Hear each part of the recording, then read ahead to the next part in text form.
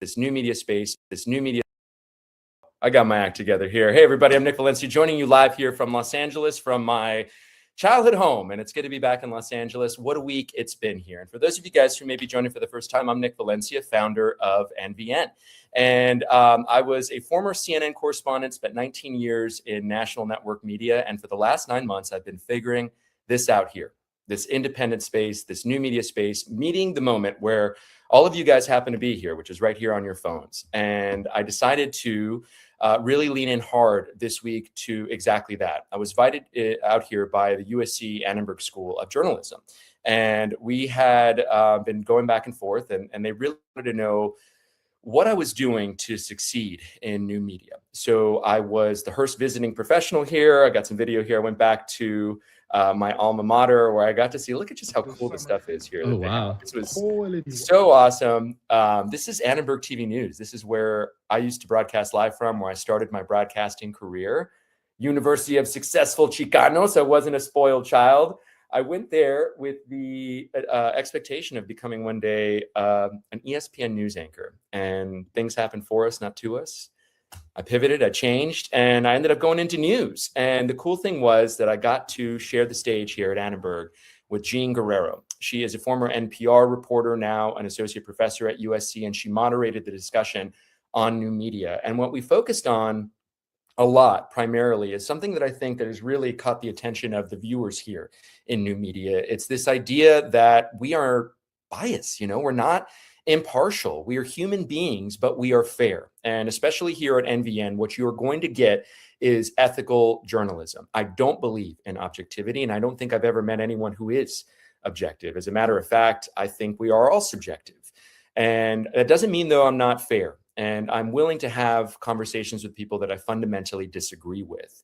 But this platform gives me the opportunity to give a voice and amplify those voices that I think are being overlooked. And stories like the one that we are about to get to, where earlier this morning, there was a protest outside of Ted Turner Drive, where a lot of migrants go for immigration court. You guys, if you're familiar with downtown Atlanta, you're driving right there by Magic City, you see that famed Magic City with the lemon pepper wings. Right next door is a place where dreams go to die.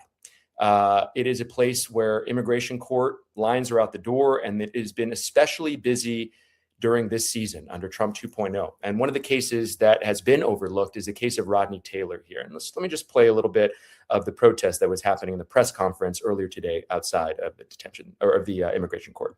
Free Rodney!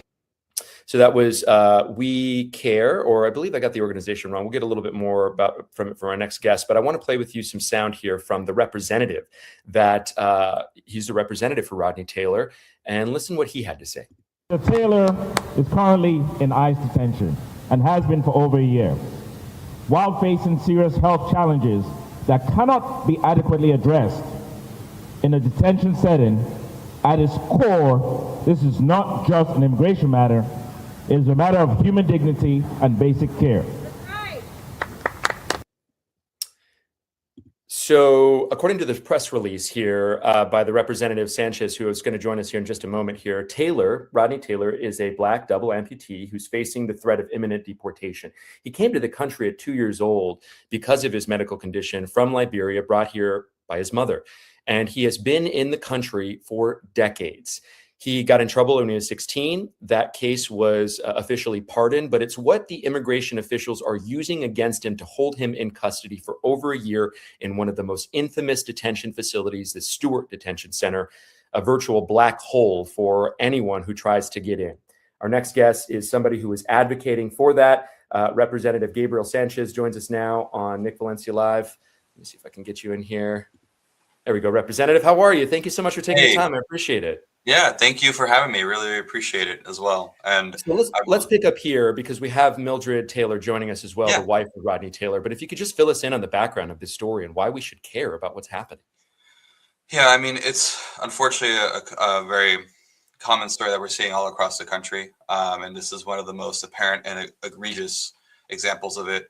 Rodney Taylor has been in this country since he was 2 years old for many, many decades. He's a small business owner, has a family, wife, and 7 kids, and he's just a member of the community, but he has been in ICE detention for over a year as a W amputee and has been treated horrifically. I did, myself and Mildred and a few other colleagues visited him in the center, and yeah, it was heartbreaking.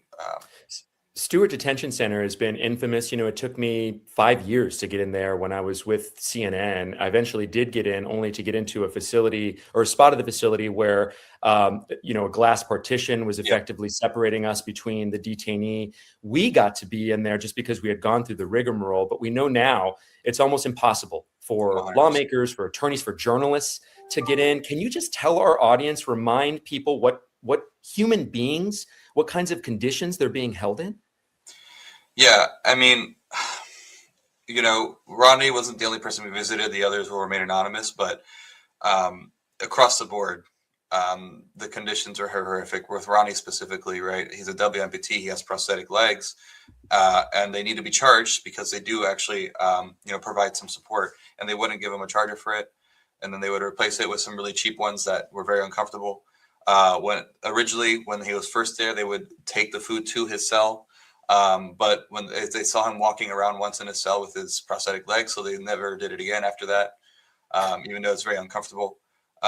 They forced him to shower with just a stool. And, you know, because he can't put his prosthetic legs in there with him, he has to crawl on the floor with human waste around him just to be able to shower. It's despicable. I don't want that imagery in my head, but that's the reality of him having to navigate the conditions inside. What I've heard, Representative, is that countless detainees have told me they are told by the medical doctors there or nurse practitioners, oh, sure, you'll get the care that you need if you deport back to the country you came from. What happened to do no harm? Yeah, it's a violation of people's human rights. They're not treated as human beings in those facilities, right? You know, if they get lucky, they can see an outside doctor. And actually, one of the other cases that was there, he was fortunate enough to see an outside doctor, and that doctor told that person that if they did not receive the medical care they needed within the next few weeks, that person could die. So Unbelievable. This is the kind of treatment that we're seeing for people who are not criminals, by the way, who are just here giving to the community, paying taxes, have families, are just members of our community being treated deplorably by this nation, and it has to stop. I'm so glad that you highlight that, because as we continuously remind people here, these are pre-trial detainees who have yet to be adjudicated. They are not criminals. They've committed something equivalent of a misdemeanor, sometimes even less. Some of these individuals don't even have a jaywalking ticket, and yes, they're being treated like the worst of the worst. I want to drill down on his family here, because we do have his wife in the waiting room. I'm going to add her to the stage here. Mildred Danis Taylor. She joins us now along with Representative Gabriel Sanchez to talk to us about her husband, Rodney. Mildred, thank you so much for taking the time under these circumstances. Absolutely. Thank you for having me. God bless you and your family and what you've gone through. Can you just begin to reconcile this for me? This man is an American for all intents and purposes. I saw a report on him that 11 Alive did, and he's in a barbershop. I mean, you wouldn't be able to tell that this man is not American unless you're probably ICE, right? Speak on that. Yeah, like Gabriel, like Sanchez mentioned, he's been here since he was 2 years old. He doesn't know the country of Liberia. Rodney has gotten his barber training from the time he was 14 years old. He's been a barber.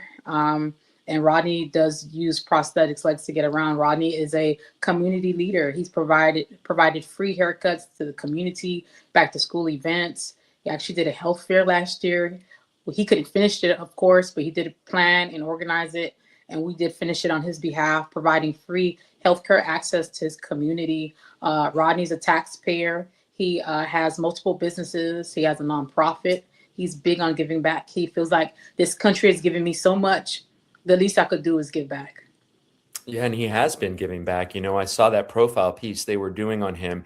He was part of a program that invited people to talk about lung cancer screenings. This is an individual who's adding value on multiple levels to his community, and yet he's in custody for over a year. How do you, I mean, that's so difficult for anyone to understand unless they realize the kind of climate that we're living in. What have you been living through? I've been crying all morning. Rodney called last night and he's in so much pain. He's more confined to a wheelchair that he cannot use because Rodney has a full thumb and a partial pinky. So he can't do a full grip. If you can imagine, this is what it looks like. So he can't will himself. He is at the mercy of other people, detainees, to get him to get food, to even take a shower. It's been horrific. Rodney has flu-like symptoms. He hasn't seen a doctor in 3 weeks, even though he requested to see one. And last night and this morning, he's been wheezing. He's been presenting with chills. He has a cough, a reproductive cough. We're scared that he has pneumonia, and I don't want my husband to die. You know, like you see all the reports of detainees dying, and Rodney has severe medical conditions, and he's been getting worse. Rodney has a medical condition that he's been diagnosed with in October that he didn't have prior to detention. He is literally deteriorating, and it sucks how they're treating human beings with constitutional rights as if they don't have any. They're dying slowly in there. This question is both to you, Representative Sanchez, and I want you to follow up on this, Mildred.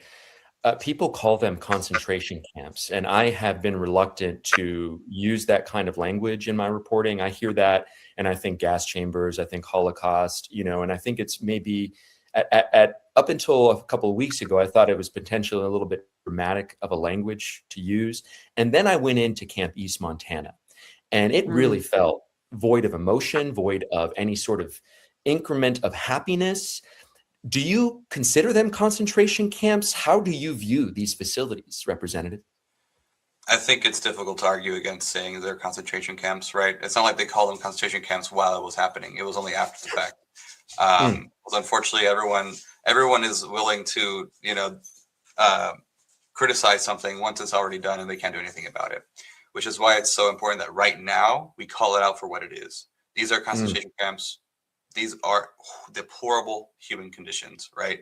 We're not at that phase yet where, we have the mass casualties that you saw in the Holocaust, but that doesn't mean that we're going closer and closer to that step every single day. And we cannot let that stand.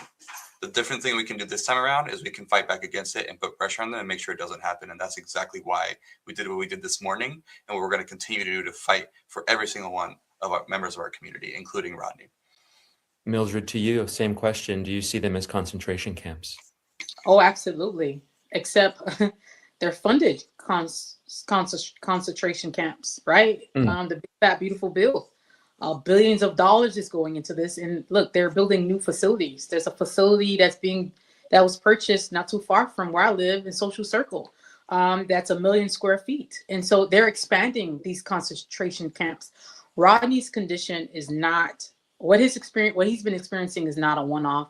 It's many other detainees. It's more horrific being a disabled person that is being treated as if he doesn't have a disability. So can you imagine, on top of going through what you're going through, not having access and being disabled? It's horrific. The conditions, the food, humans are being treated like cattle.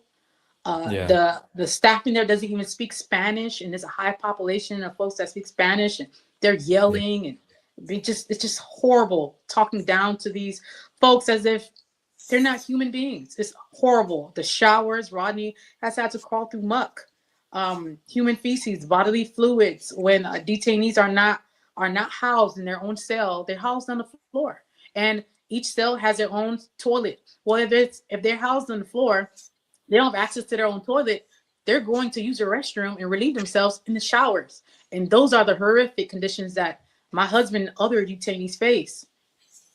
It's hard to argue that cruelty is not the point. And when I went into the Stewart Detention Center in, I guess it was 2018, 2019, the inmate, or the detainee rather, that I talked to, he had lost 40 pounds by the time I got to him. He was hovering around 120 pounds just because the food that they give them. I have to think, from the stories that I've heard now, it's only deteriorated and gotten worse. It's only sort of cruelty, like I said, is the point. Do you see it as that? I mean, there are people that have been held since the Biden administration. I know that this is a bipartisan problem. What are the other anecdotes that you hear from inside, Mildred? Yeah, the food. So Rodney has diverticulitis. He has a very sensitive stomach. The food is full of spicy foods. There's sometimes it's not edible. Sometimes, you know, they don't even feed the detainees in a timely manner. Sometimes he go 12 hours, 10 hours without anything. It's difficult to access commissary.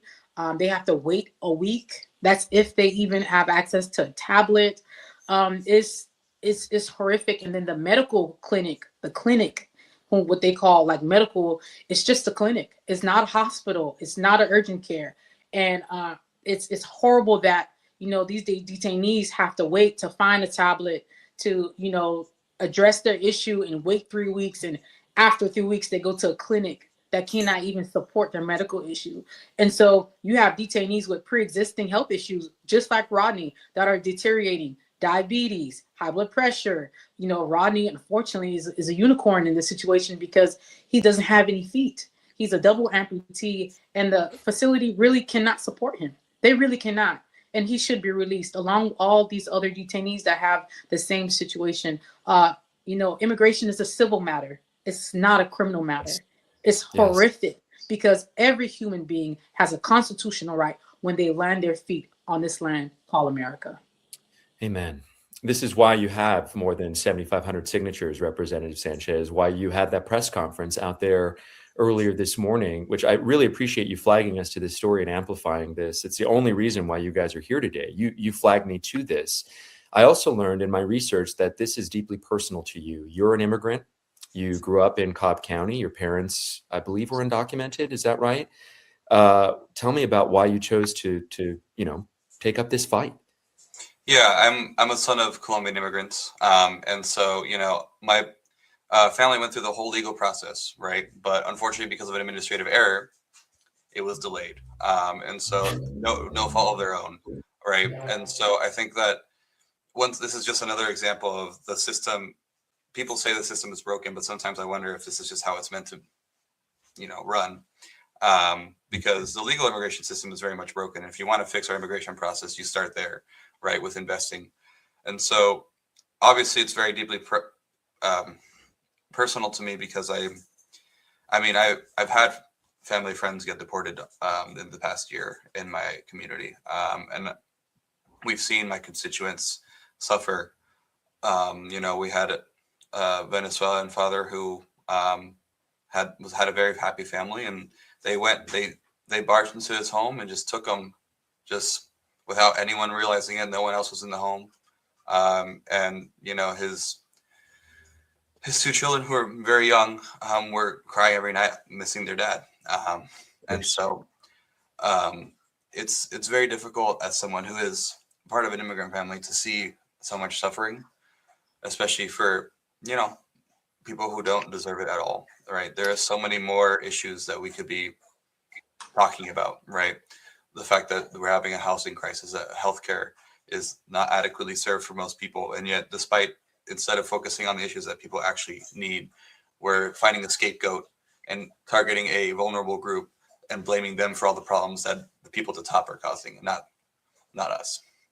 And, you know, it's deeply personal to a lot of people now because it's not just the Latino community that's being persecuted. Those ripple effects are spreading. We have a Black wife here of a Black husband who is in custody right now. Who you saw video of him, you would think he's an American born in Atlanta. Just another barber, you know, making a difference and helping people out in the South, right? And yet it's like, because of this technicality that was pardoned, I don't really understand this. Can you break this down? Because, you know, people are going to dig up this story and they're going to say he committed a crime, which is why, but it was pardoned or something. You know, it was when he was 16 years old. Can you clarify all of this for me, either one of you? Yeah, sure. Rodney was 17 years old. There was a burglary that happened near his in his community, in his neighborhood, and they were looking for a Black person. And Rodney was sitting on his porch in front of his dad's house, and he was railroaded. He fit the profile of a Black man. Rodney was 17 years old when the police came to his home, searched his home without a warrant, because he didn't know any better. He didn't know his rights. So he was like, well, I didn't steal anything, so you can come in and search. They come back 5 months later, and Rodney is 18 years old and accused him of burglary. And Rodney was afraid. They told him, if you don't plead guilty, you're going to serve 5 years in prison. He didn't have a great legal counsel. He didn't have adults around. And so he pleads guilty to a charge to something he didn't do. In 1997, about 30 years ago, when he was accused of this crime, Rodney wore prosthetics. He's been wearing prosthetics, as I told you, since he was about 3 years old. And back then, the prosthetics were made out of wood. They're not the nice high-tech stuff you have now. They accused Rodney of climbing out of an apartment window with heavy stereo equipment. And you can imagine in 96, 97, what those stereo equipments look like. They're heavy. And Rodney was like, hey, I didn't do this. Rodney goes in court and even shows them his prosthetics. And they still railroad him. He's accused as a black man, which is not uncommon, right? Shocking. So now, right? Yes. Then so Rodney gets a pardon and he applies for a pardon in 2010. They give it to him. Getting a pardon in Georgia is extremely difficult, and even more difficult as an undocumented person. So we recognize, Georgia, DeKalb County recognized that they did make an error. They did railroad my husband and gave him a pardon, and ICE refuses to accept this pardon. They refuse to acknowledge that that's been covered. That's been, essentially removed. Yet ICE is trying to use this burglary charge that he was accused of to now try to deport him. And it's so evident to people like me who have been following immigration for 20 years that it is intentionally broken. The GOP loses its boogeyman if they all of a sudden talk amnesty. There are so many people nationally, a part of the Republican Party, that will point to state house seats in Arizona and Texas and say, those seats flipped because we gave amnesty to Latinos. Part of the reason why California is so blue here is because Reagan gave amnesty here. And they, a lot of Latinos who were kind of more conservative became more liberal, and you see the results here. Representative, what can be done at this point? We hear Democrats say we don't have a supermajority. I know you're at the state level here, but you have to be so frustrated for what you've seen so far. You're one of the youngest members of the legislature. You're not full of shit. You ran on a progressive agenda. You are backed and endorsed by progressives and socialists. You're part of the generation that they hope makes a difference in politics. What are we going to do to solve this? At the end of the day, people have to remember that we are still in a democracy, still for now. And while we're in it, the people who have the power is the people, right? They want you to forget that. They want you to think that you don't have the power, that all this wealth, all this influence, all these, these big government officials or big corporations are the ones who have the power. But if you build a movement of people coming together to fight back, you can make anything happen. That is what we're seeing right now with ICE. We have seen a movement of millions of people across the country fighting back against ICE. We wouldn't have seen Kristi Noem get fired or, Keith Bobin getting removed or demoted if what Minnesotans hadn't fought back, right? Gregory Bovino retiring, right? Yeah. Tom Homan elevating. Republicans saying, hey, don't talk about mass deportations ahead of the midterms, Right. We wouldn't be seeing the changes that we're seeing right now. And it sucks. It's frustrating because it takes time and we're still not seeing the results we want to see. And there's still a long way to go, right? But the only thing that they can't take from us is our own power and our own hope. And so for me, every single day is a fight to continue to build this movement and keep this hope alive. Even if we're in the minority, we've been in the minority for over 20 years in Georgia as a Democrats, right? And then obviously right now in the federal government, we're in the minority. That doesn't mean we can't stop stuff. The Senate right now is fighting with the filibuster to get, to hold ICE accountable, right? They can go even further if they want to. And they better not cave this time, I swear to God. And the state level, we are actually fighting back against the Republicans and doing everything in our power as a minority. Even if we don't have the power, we don't have the votes, we still have enough of a platform and enough of an ability to show that we can make change and scare the hell out of the Republicans to the point where they'll just back off. And that's exactly what we're going to continue to do. So love to hear that message. We need you guys to make that happen. And I love that you believe in independent media, because I think along with U.S. District Court judges, it's independent journalists like this platform that are helping carrying the water for this country and amplifying these stories that traditional outlets may overlook. In just the few minutes I have here with you guys, I'd like to end every interview by asking if you think there's anything I haven't asked you that you think is important to know, or anything that you'd like to talk about. Mildred, we'll start with you. What should we be asking you, and what would you like to talk about? Now's your chance. Immigration right now affects everybody. You don't have to be undocumented, right? Look at Alex Preddy, look at Renee Good, look at Keith Porter. Immigration affects us all right now. ICHS, the most funded agency, is affecting us even at airports right now. Support these families, support these immigrant families, their GoFundMes, their petitions. It goes a long way. Pick up your phone, call Congress, call your congressperson, and advocate for these families, especially the ones that doesn't even know they have constitutional rights. Rodney has we have a free Rodney Taylor social media. Please follow us. Please share. We're trying to get this story out on a national level. We need help. I don't want my husband to die. I don't want anybody else like him to die. And detention should be abolished. We need to abolish ICE. So I am for supporting other families. I've given to other GoFundMes and signed on other people's petitions, because it not only does it affect me, it affects us as a whole. So I just want to thank you for your time. Thank you, Representative Sanchez. Thank you, Nick, for having me. And thank you all for supporting my family. Free Rodney Taylor. Free Rodney Taylor. Si se puede. We say solo el pueblo salva al pueblo in español. Only the people will save each other. Yeah. Representative Sanchez, to you now, anything I haven't asked you that you think is important to know, or anything that you'd like to talk about? Yeah, I mean, thank you so much for having us on, Nick. This is really great, and I'm glad you're doing this independent work, because this is the stuff that really makes a difference. And so, like I said, we have the power ourselves to make the difference. I introduced House Bill 889 in the Georgia House to ban masks off of ICE and to require that they publicly identify themselves when they're doing their work. That means a badge, that means a uniform, that means the vehicle has to be clearly marked, right? And we have to continue to hold ICE accountable as much as we can, both on the streets as well as in the legislatures. And that also means in the elections, because yes, we don't have enough time to wait until November to fix these issues. That's why we're working on this right now. But we also have to continue that fight on November to make sure that we elect leaders who are actually going to fight for everyone in our communities, not just a select few. And so it's imperative that we get out there and we fight and elect progressives.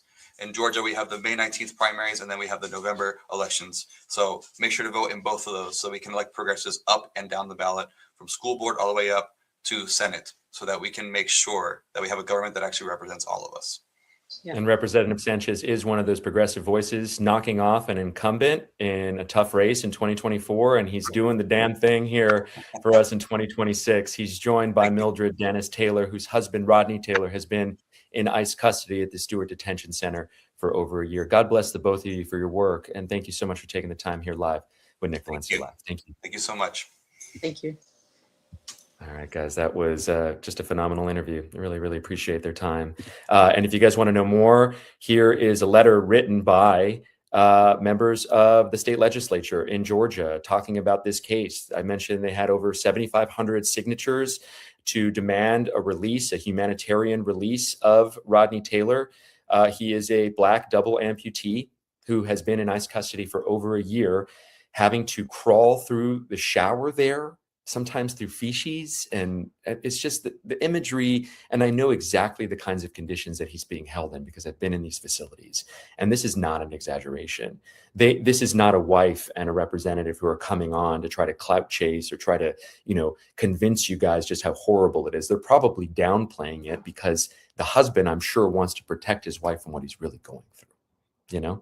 It's awful. And we want to continue on with this theme of public health on our show with a friend of the show and a friend of mine, a longtime friend of mine. Dr. Dhaval Desai is a familiar face to social media. If you followed me, you've seen me share his stories. He's somebody that was part of the healthcare system in Atlanta, one of the big healthcare hospitals in Atlanta, and has now gone out on his own. So there's a little bit of a crossover here between the two of us. We're both doing our own thing here. Dr. Desai, how are you?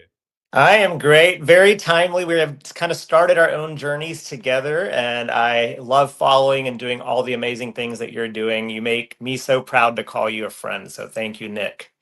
Dr. Desai is one of those folks, I talked about this earlier this week, like men need a fellowship. There's a lot of grown ass men I know that don't talk about what's going on. And I have rigorously honest discussions with Dr. Desai every single time.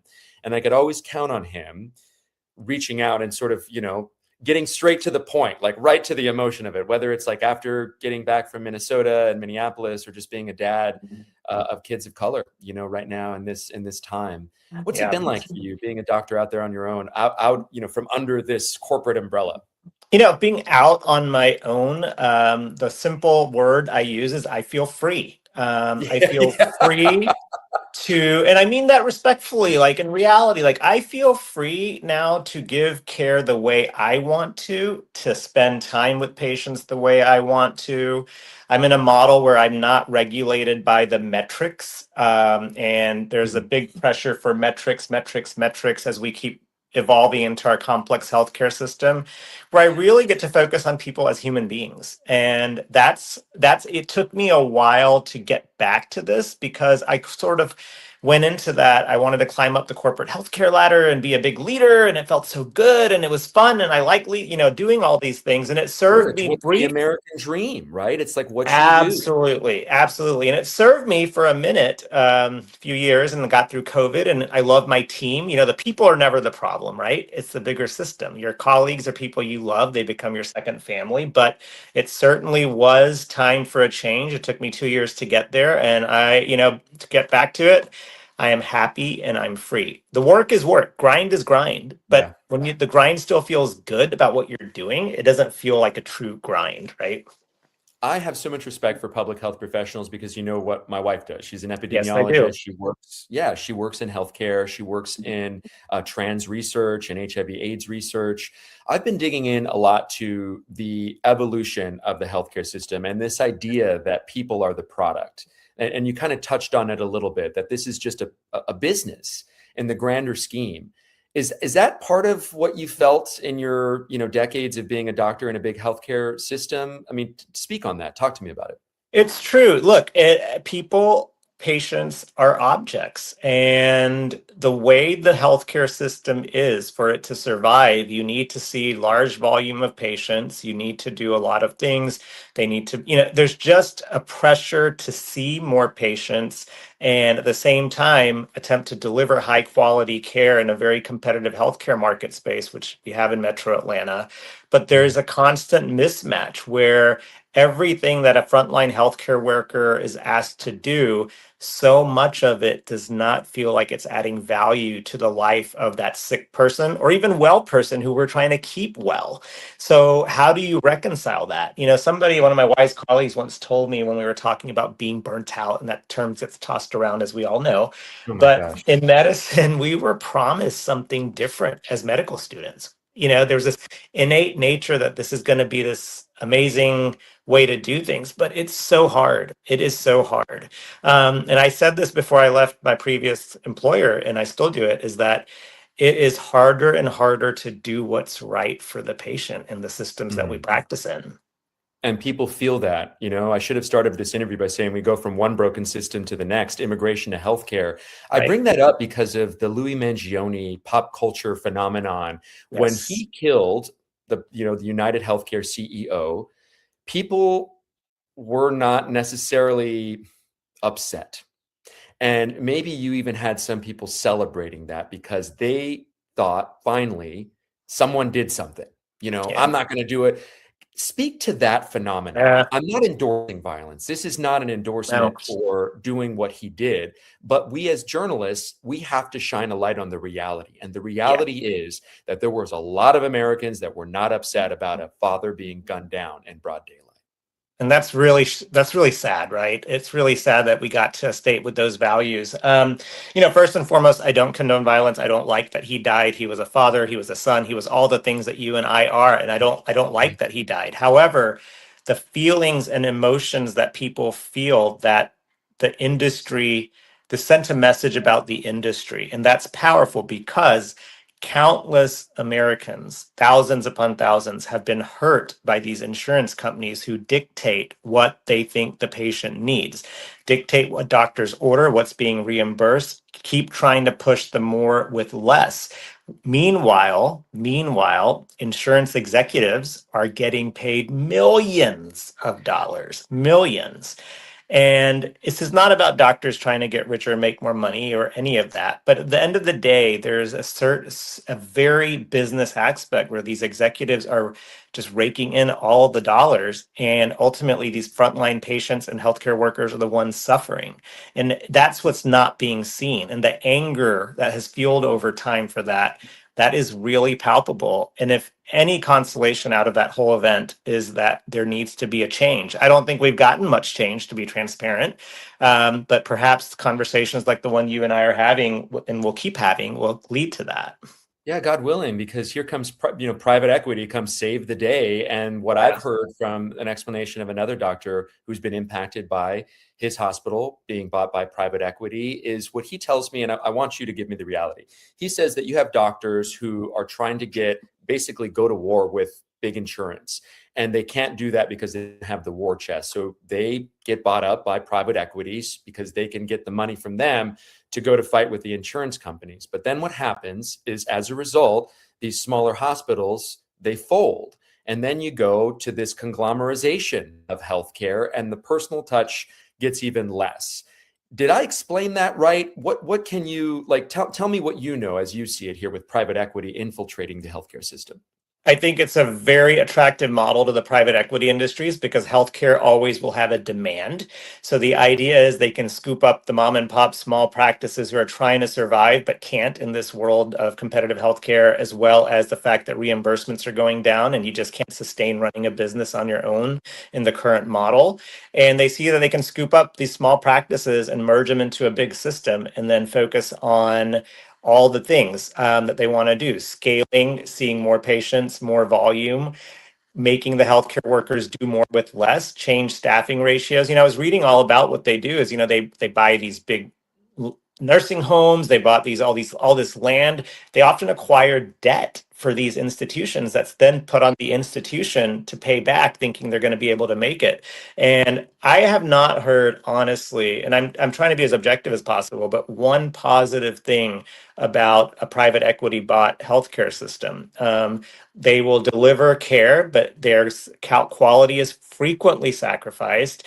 And I will say the majority of the healthcare workers that are serving with them are not really feeling that joy in what they're doing, because patients are like objects and numbers, and you got to keep going. It's a productivity model. And there is a business model for that. There's industries for that, but a healthcare cannot be one of those.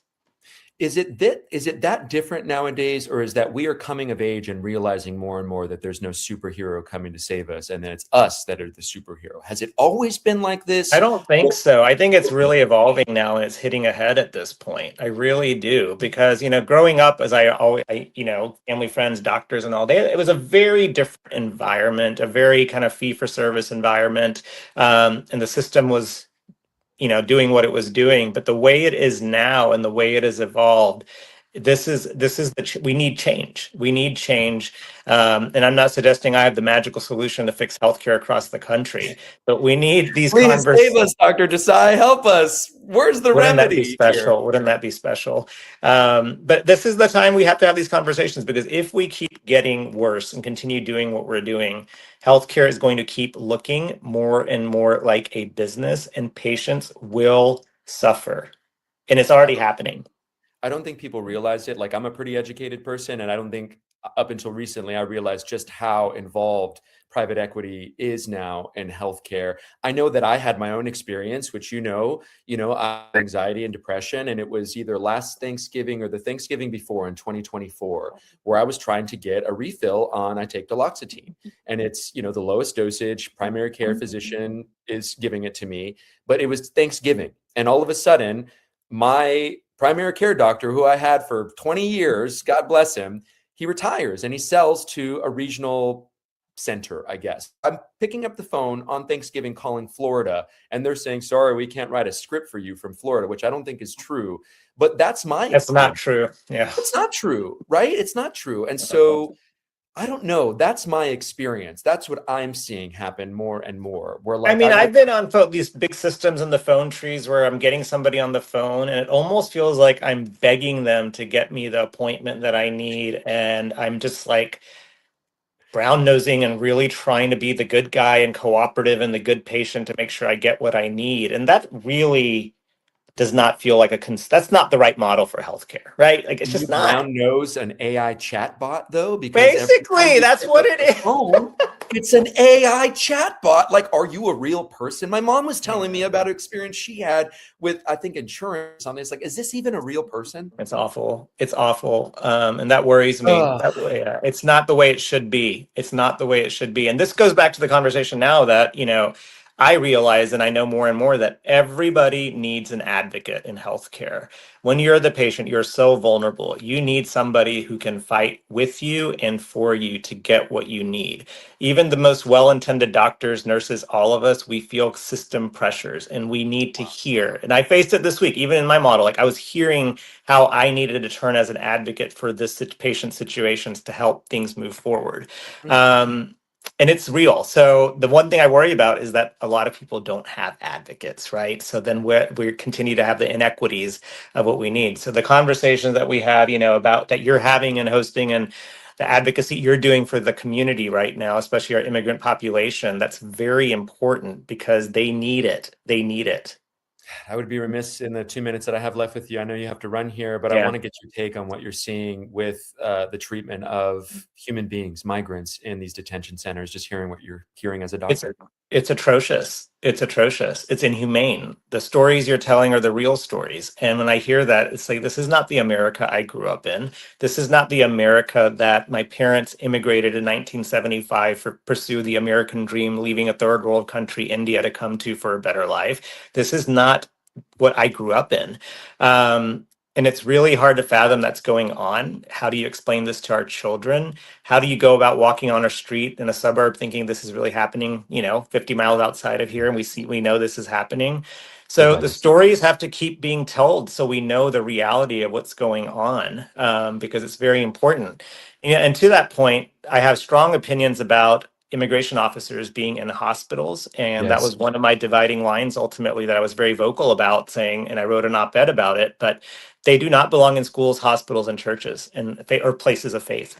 And I still feel sincerely that I want our healthcare systems to stand up strongly and not allow them and really focus on the humanity.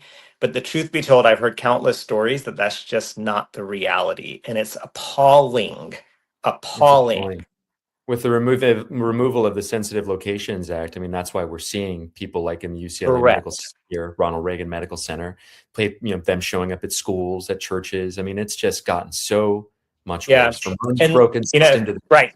And it's fictional as we have 1 minute left, but The Pit, if anybody watches that, there was an episode last week that aired where ICE was in the hospital. And yes, it's dramatized, but not really. And it's very eye-opening the last 10 minutes of that episode to really understand what happens when ICE enters a facility like that. Not only is the person in custody a problem, however, everything around them is completely destroyed and it affects patient care. It affects everything. So it is a very important conversation that we need to keep having. And I hope you do continue to do that, Nick, because it's eye-opening. Every time even I know what's going on, when I listen to you, it just refocuses what's really going on. Man, and people are thanking us for speaking on Rodney Taylor. How can we follow you, Dr. Desai? Yeah, I would love. Yeah, you? Instagram's the best way at Dr. Desai MD. It's DOCTOR DESAI MD. Would love to connect.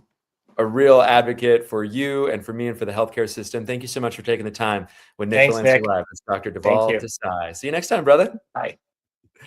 All right, man. That's a longtime friend of mine. I guess, pandemic. So handful of years here, but I really mean that. We have some really great conversations, man. If you are watching this and you're a man who doesn't like talking about your feelings, man, I don't think we got an intersection here. I love having friends like that in my life. People who are at the apex of their industry, who are I call them titans of their industry, but are also humble enough to just talk about what's going on. And that was a real deal conversation there about just how broken our healthcare system is.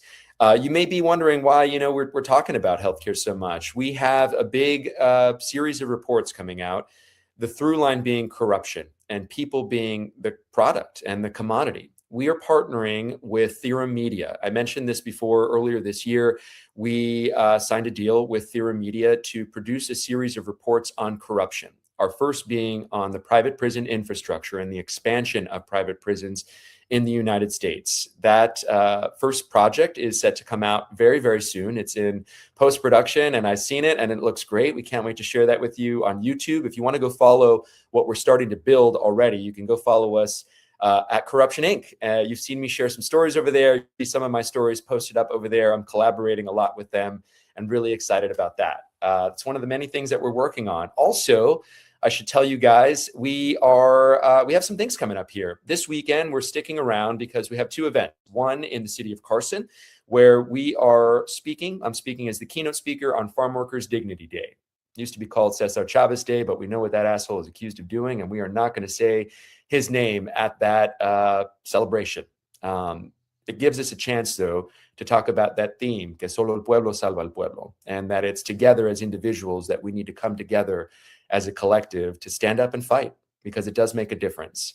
So that'll be Friday at the Carson Event Center at 6 p.m. here local, 9 p.m. Eastern. I think we'll be streaming that. But if you guys are around here in the city of LA and are followers and fans of ours, come check us out. City of Carson is putting that event on at 6 p.m. Eastern. And the next day, National Day, March 28th, No Kings 3.0. We will be joining and pairing up with the one and only Don Lemon of the Lemon Nation.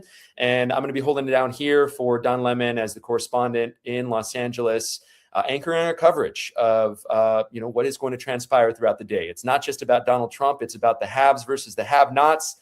It's not left versus right or red or blue. It's top versus bottom. And that's a lot of the message that I'm hearing resonate with you guys out there in the public, that progressive message. So we are going to be starting our coverage at 10 a.m. local time, 1 p.m. Eastern on Saturday, March 28th with Don Lemon and the gang, the rest of the elite independent journalists. Can't wait to join them. And, moving forward, man, we're working on so much. I'm going to be going down to South Texas, where I will be spending some time with congressional candidate Bobby Pulido. He's been making a lot of waves for big reasons, If you guys may remember that name, he's a Tejano music star. He had that hit song called Desvelado back in the 90s that was played at a lot of quinceañeras and dance halls, especially there in the Rio Grande Valley. I have agreed to do some freelance work with Perfect Union. So I'm really excited about that. Thank you to John Russell, a friend of mine, also one of the top new media journalists in America, according to the Pew Research Center. John Russell is the reporter who you might remember from that viral video where they took Bernie Sanders into West Virginia and he hung out with some Trump supporters and Trump voters who were so disarmed by Senator Sanders when they met him in person that the clip went viral. I think it has something like 30 million views or something crazy like that. Go check that out, Perfect Union. So I'm going to be teaming up with them. And then we have, so much, man. White House Correspondents' Dinner coming up. More work with the History Channel on the show that we have been on. Greatest Mysteries with Lawrence Fishburne. And things are just really in motion here. And I cannot thank you enough. You may see the QR code here on the show. The only way this stuff goes on is through your support. I have to really, I think, swallow. It's not swallowing pride as much as it is learning to be comfortable with asking for help. Throughout my life, I've been one of those guys that people come to for help and ask for things. And I am now in a position where I have to do the same, because I can't do this all by myself, even though I'm juggling it all on my own here, from, booking the guests to running the show. And hey, man, I think we're doing a great job, but I need help doing this. And the way that we move forward is through your guys' support financially, or liking, sharing, subscribing, or just really just telling us what you want to see more of. I've heard you guys tell me that you want to see me expand into some more avenues of coverage, and I'm doing that with healthcare, kind of dipping in a little bit more to the expertise that I have. I was a general assignment reporter for a long time, a bad day guy, as some of you guys knew me as, and I was out there in the country covering everything from natural disasters to man-made disasters. And so I think as we expand this and grow this platform, you're going to be seeing a little bit more diversity of stories, but that doesn't mean that we're going to stop with, I think, what is the most important story of our time, and that's President Trump's mass deportation policy. Because as I mentioned in this show, it's not just a persecution of our community. It's a ripple effect across the country of those who love us, those who intersect with our lives, and those who are slowly but surely realizing that we are all in some way affected by President Trump's lack of leadership in this country, his narcissism and his care only for himself and his supporters. We should have a president for everyone, a president who, despite disagreeing with some Americans fundamentally, realizes that it's his or her job and duty as a leader of the free world to lead for all of us. We have had presidents who have not voted for, who I have supported because I believed that they really did care about the country, even if some people next to them didn't. I don't know what to make of this president other than just to believe what I see, what he shows me. And what I see is somebody who is acting a role, somebody who is a WWF president, a master manipulator of the media, and somebody who would probably be more qualified and more suited to run all of these media companies than any single owner or president running them now. We are at a war of propaganda in this country. And sometimes it feels like we're losing. Which is why we're out here speaking truth to power. And which is why, again, we make solicitations for donations, because the only way we keep these voices independent is to keep getting support from people like you, people who watch us, people who share our content and who come back for more. Thank you guys so much for showing up this week in Montebello to our first live event for NVN. It was such a success that I am already, in the process of planning a similar type of event in a city near you. Atlanta, I think you're next. Minneapolis, you're probably going to see me soon. South Texas, I'm coming your way. And New York, I need to figure out where all of my viewers are in New York, because across all of the platforms, you guys make up at least 20% or more of the audience. So if you guys are hearing this and watching me from New York, please let me know which borough you're watching from so I know where to plan an event. All right. Thank you guys so much for helping us make truth go viral. And as always here, guys, have a great day on purpose. See you next time.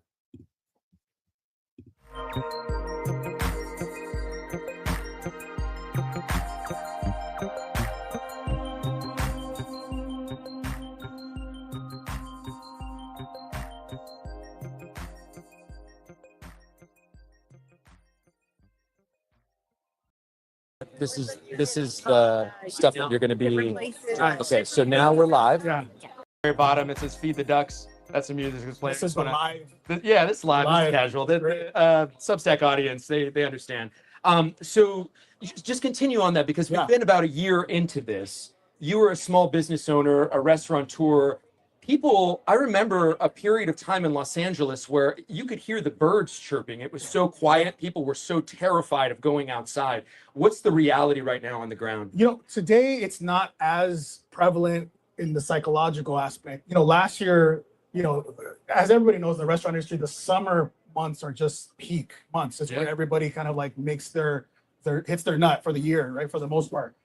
Our summer was horrible last year because it was in the middle of this nightmare that was happening. And so, it lasted from June all the way to the end of the year. I mean, there's tons of statistics that came out. Like I think LA County's economic development, department, they did a study, showed that it was like 84% of people felt like there was a negative impact on their business. I think half of businesses felt like there was literally an economic impact, right? Like they felt like their sales were down for like 60-70%. Some people were reporting, and consumers just changed their behavior. I mean, you got to imagine, right? Like, what is the economic buying power of like Latinos right now? Like it's like $4 trillion. Yeah, I was going to say about 3.2 trillion is the last time I looked, but yeah, crazy, it might be upwards of 4. I think in Los Angeles alone, it's like $250 billion alone. Like that's massive, right? Like billions.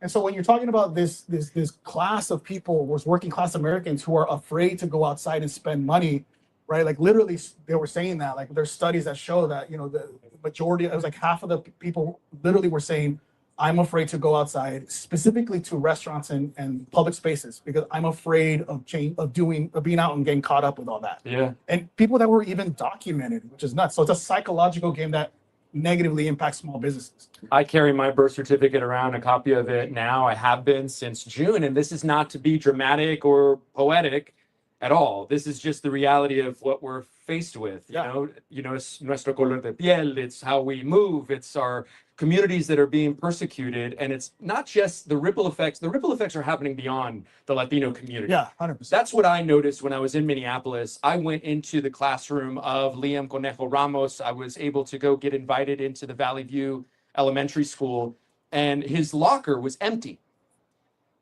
save a cobija and some of his stuffed animals. And the children that are going in, and they're his classmates, they see and they notice that his locker is empty, and then they go back to their parents and they ask what's going on. And so these are students that not all of them are Latino. You see teachers, most of them who are white, and you see the PTSD in their eyes. You see the trauma in their eyes. Can you speak on that and sort of, you know, because this is a melting pot, Los Angeles. Yes, we have, this is the nexus of Chicanismo, Latinidad, but we have so many allies here. Have you seen that example that I just gave in Minneapolis? Has that happened here? You know, to be honest with you, like, I'm mostly, because you're mostly Latinos, like in the Latino, you know what I mean? Like, I'm embedded in this community. And so like my interaction has always been with like our people and staring at them face to face and seeing the pain in their eyes, right? Like literally we have staff that was afraid to come in. So we would pay them like, don't worry, we'll pay you for the day. Don't come in because we don't want you to feel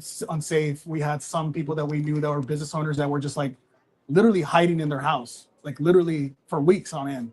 They were getting DoorDash and Uber Eats delivered to their house because they just didn't want to go outside. And these are business owners. They actually pay taxes, like they pay federal taxes, state taxes, labor taxes. They employ people, and like they're hiding from the government. What about the business owners that are conveniently apolitical when it comes to hiring undocumented labor? Or you have to think, that's my thing here, is that if it was really about law and order, then we'd see these businesses that employ undocumented labor, we'd see them suffer consequences as well, but somehow they never do. And what I'm seeing a lot more now is business owners who are potentially Republican, conservative, they have a lot of money. How are you seeing them react to this? Because they may support these policies. You know, interestingly enough, I have friends that are like right-wing or more on the conservative side, you know, these Latinos for Trump type individuals that, you know, I love them, but, you know, we all have a crazy idea, right? Whatever. And so, our friend, you know, I think a lot of them, you know, from what I've had conversations, some, not all of them, but some of them feel like they were duped,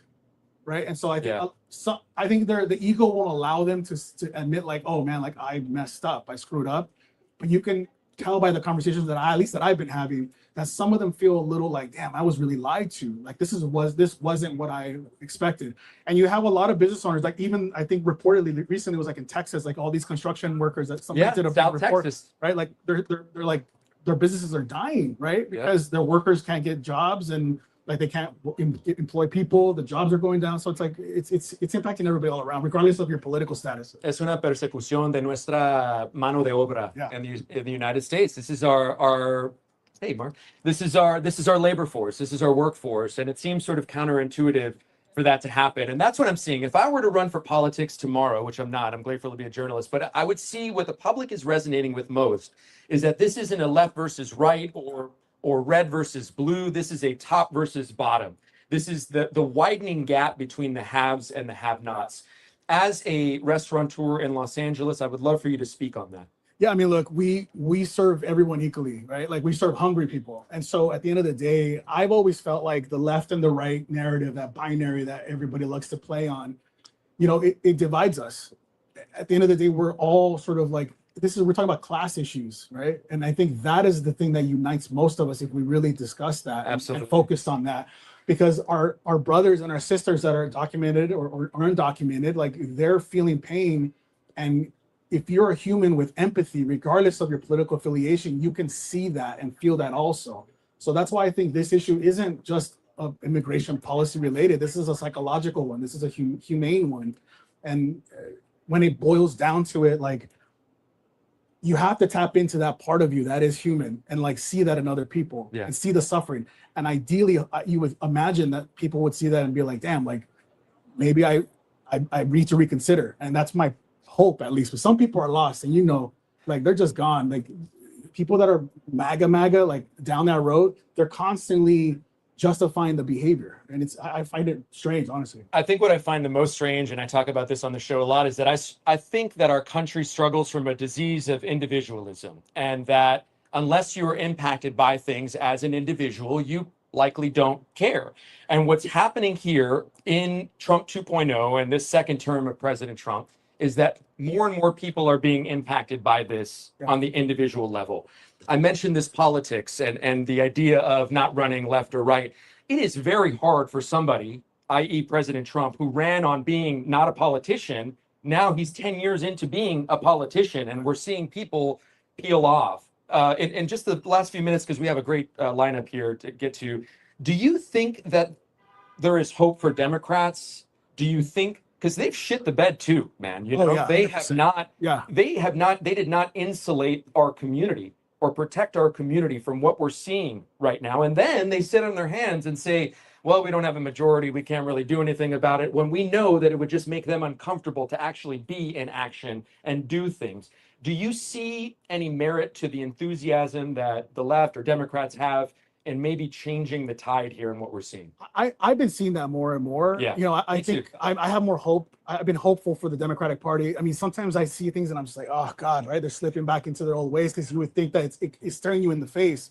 Like, focus on the things that matter, pragmatic things, right? Like, what was Bill Clinton's slogan? It's the economy, right? So like, at the end of the day, people just want to live an affordable life. And it doesn't really matter if you're left or right. You want to be able to put your kids in childcare, make them go to good school. You want to own your own house.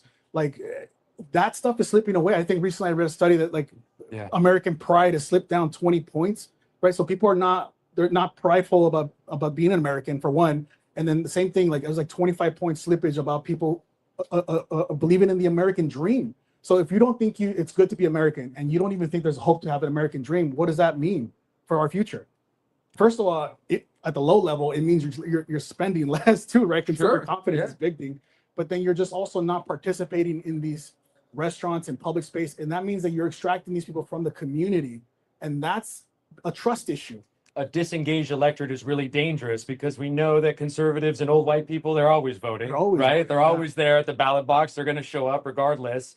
And if you create a disengaged electorate, if you start nationalizing our local news or conglomerization of only so many company owners of our media outlets, then all of a sudden you get national news. And as a local resident in that city, you feel like you can't do anything to make change. Your voice doesn't matter. Your voice doesn't matter. I'm going to give up. And meanwhile, they steamroll with their policies that they want to go through because they are on a mission. But there's a rise, and you see candidates that like, right? So like you look at the extremes of what's going on, like with Mandami, right, in New York. Yeah. And you see people like that, and you're like, well, that's amazing. He's an advocate for the people. And I think the reason why people like that rise to fame is the same reason why Bernie rose to fame. People are just tired of like people lying to them.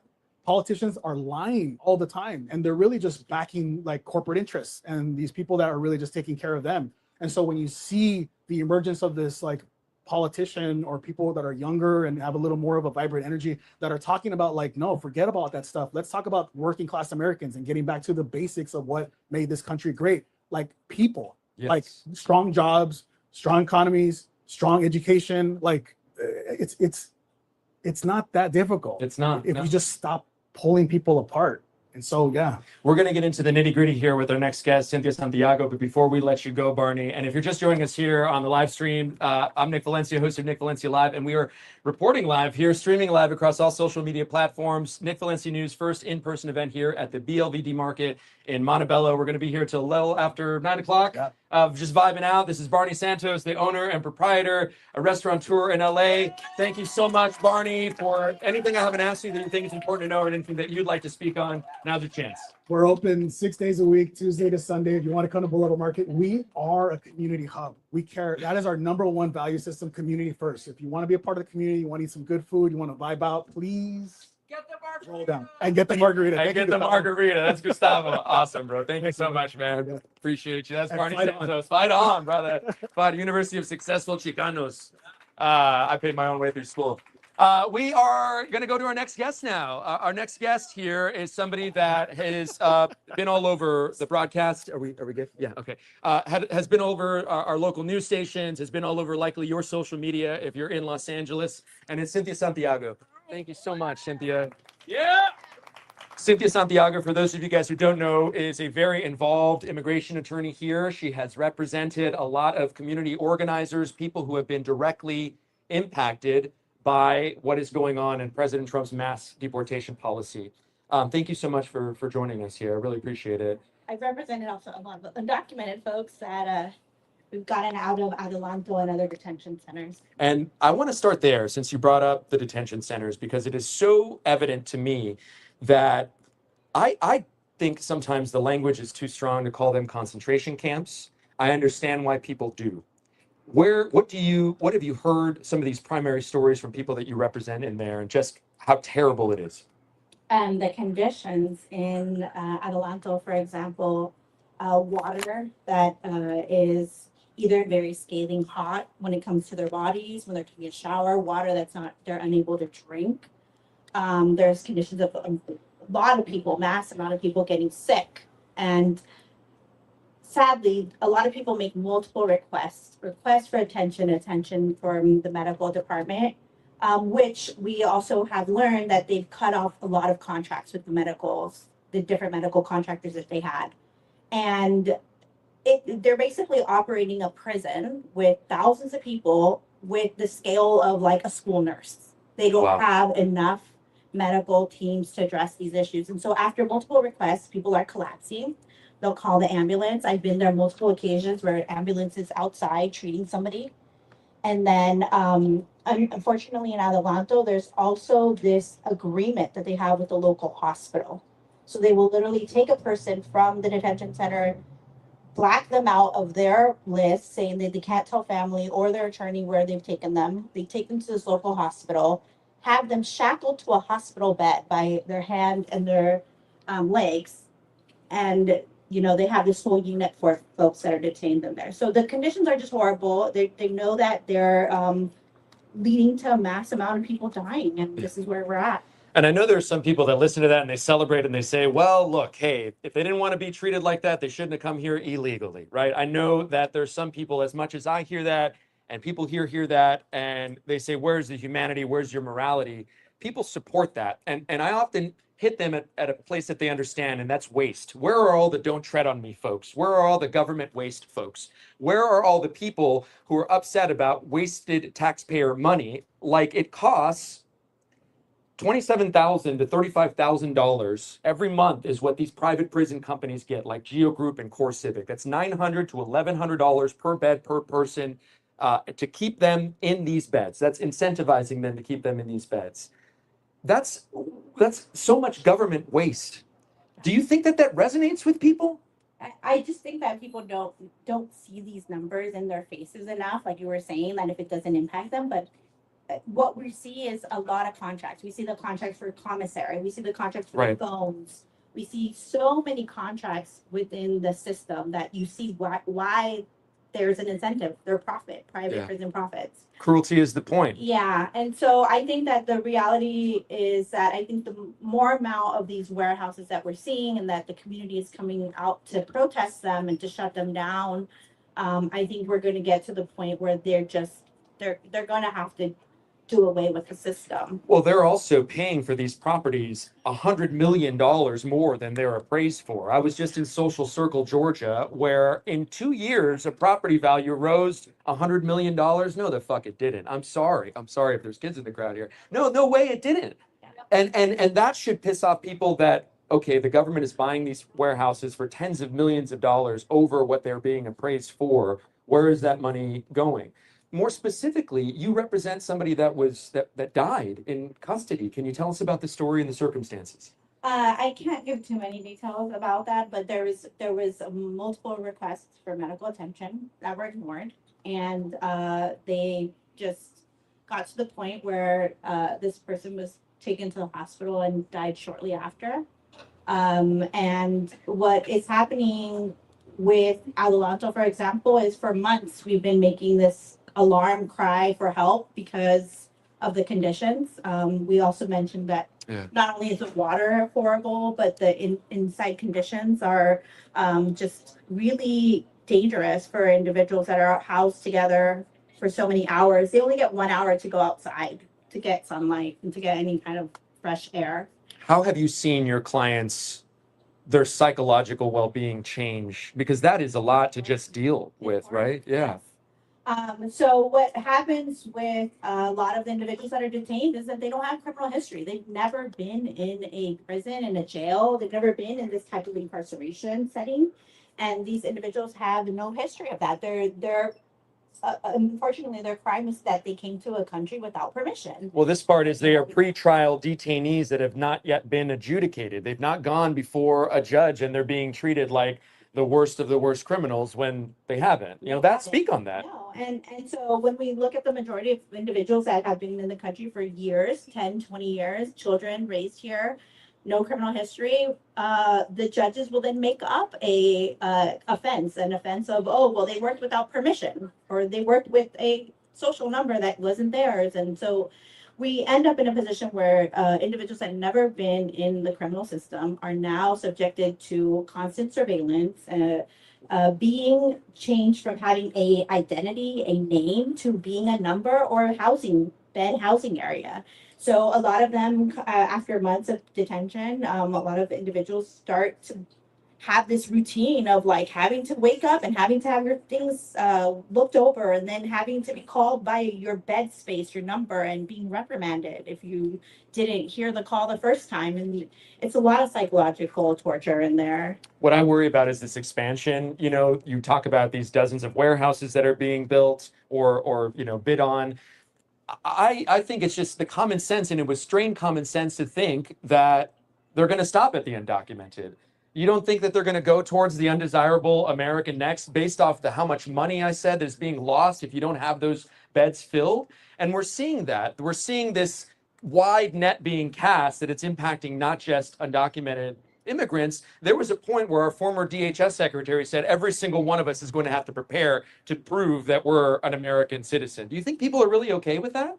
Yeah, no, I mean, we're in a dangerous position because even legal permanent residents they've always been in a position where they can get their green card revoked, but it was a policy that wasn't really looked at for many years. And so now that's a big headline is people coming back to the US and then they're green card holders for 20 years, and now they're being placed into a removal proceeding and being incarcerated. But the same thing is going to happen with naturalized citizens, individuals that obtained their citizenship and maybe made a mistake or said something incorrectly in their applications. They can go back to that and try to denaturalize them. So we are in a very dangerous position. We've had a number of citizens arrested as well. And my whole take, though, is that I don't walk around with a birth certificate or a passport. I need them to prove why they're detaining me, because we still have a constitution that still lives. That part. Yeah. Amen. Amen. What's the advice that I'll clap for that. Hell yeah. What advice would you give to somebody who's watching this, who may be in the crowd? I mean, there's so many people here who have been impacted directly by it, and maybe not yet, but they anticipate that they will. What do you tell people who are coming to you for guidance? I just really urge the community that does have the privilege and the status to join a local response network. It doesn't have to be patrolling. You could literally just go and drop off food for a family that's been impacted. You can be an advocate for putting money on a commissary account. You can be a person that drives a family up to see their loved one. Yeah. We have just so many. I shout out to Liz, who's here from San Benitos. And so I've been working on the ground with a lot of folks that will take different roles in our community, because this is what it's about. It's about community coming together and fighting for those that right now are in a vulnerable position. And I would say that it's just important to be helpful to those that are going through this process. A lot of people don't understand that once a person is bonded out or released, that person cannot work until they have a work permit. If they work without a work permit, they're going to get violated and put back into the detention center. A lot of these bonds are from the amount of $10,000 to $25,000. There used to be between $1,500 to $7,000, and now they're exploded in this, seas of the government just trying to make more money. It's just inflation, right? Yes. and then just having a loved one come back into the community. Unfortunately, also those that are still detained, there's this great increase of amount of people that sign a voluntary deportation because they just have no one to assist them in the process. Great. Talk to us about the groups, the community organizations that you work with, VC Defensa, Siempre Unidos. There are people out there that want to be a part of recording, what's going on, the activity. I know that it seems as though nationally these sort of incidents have died down a little bit. Tom Homan has taken over. There's been less of an aggressive posturing, it seems, by these agents. Or has there been? No, they're doing it behind closed doors. They're just doing it Yeah. behind closed doors. Yeah. It is not the reality of what we see. The detention centers are still at capacity. They're still trying to fill California City, which was a prior California prison that shut down and then was bought by a private prison, Core Civic. And so they're still trying to fill them up, and and do that express where people get deported, they fill it the next bed space. But what happens is right now we're seeing the trend of picking up people at a courthouse, at criminal courthouse. We saw a lot of that at 26 Federal Plaza in New York, where people were just literally being taken from their court cases. Yes, I was out there a couple of times, and it's a very emotionally heavy place to be. We literally had to sandwich a woman who was there by herself, representing herself because her attorney did not show up to the hearing, and we just guided her through how to get through that hearing. But sandwiching her through a crowd of mass individuals is the scariest thing I've ever probably gone through.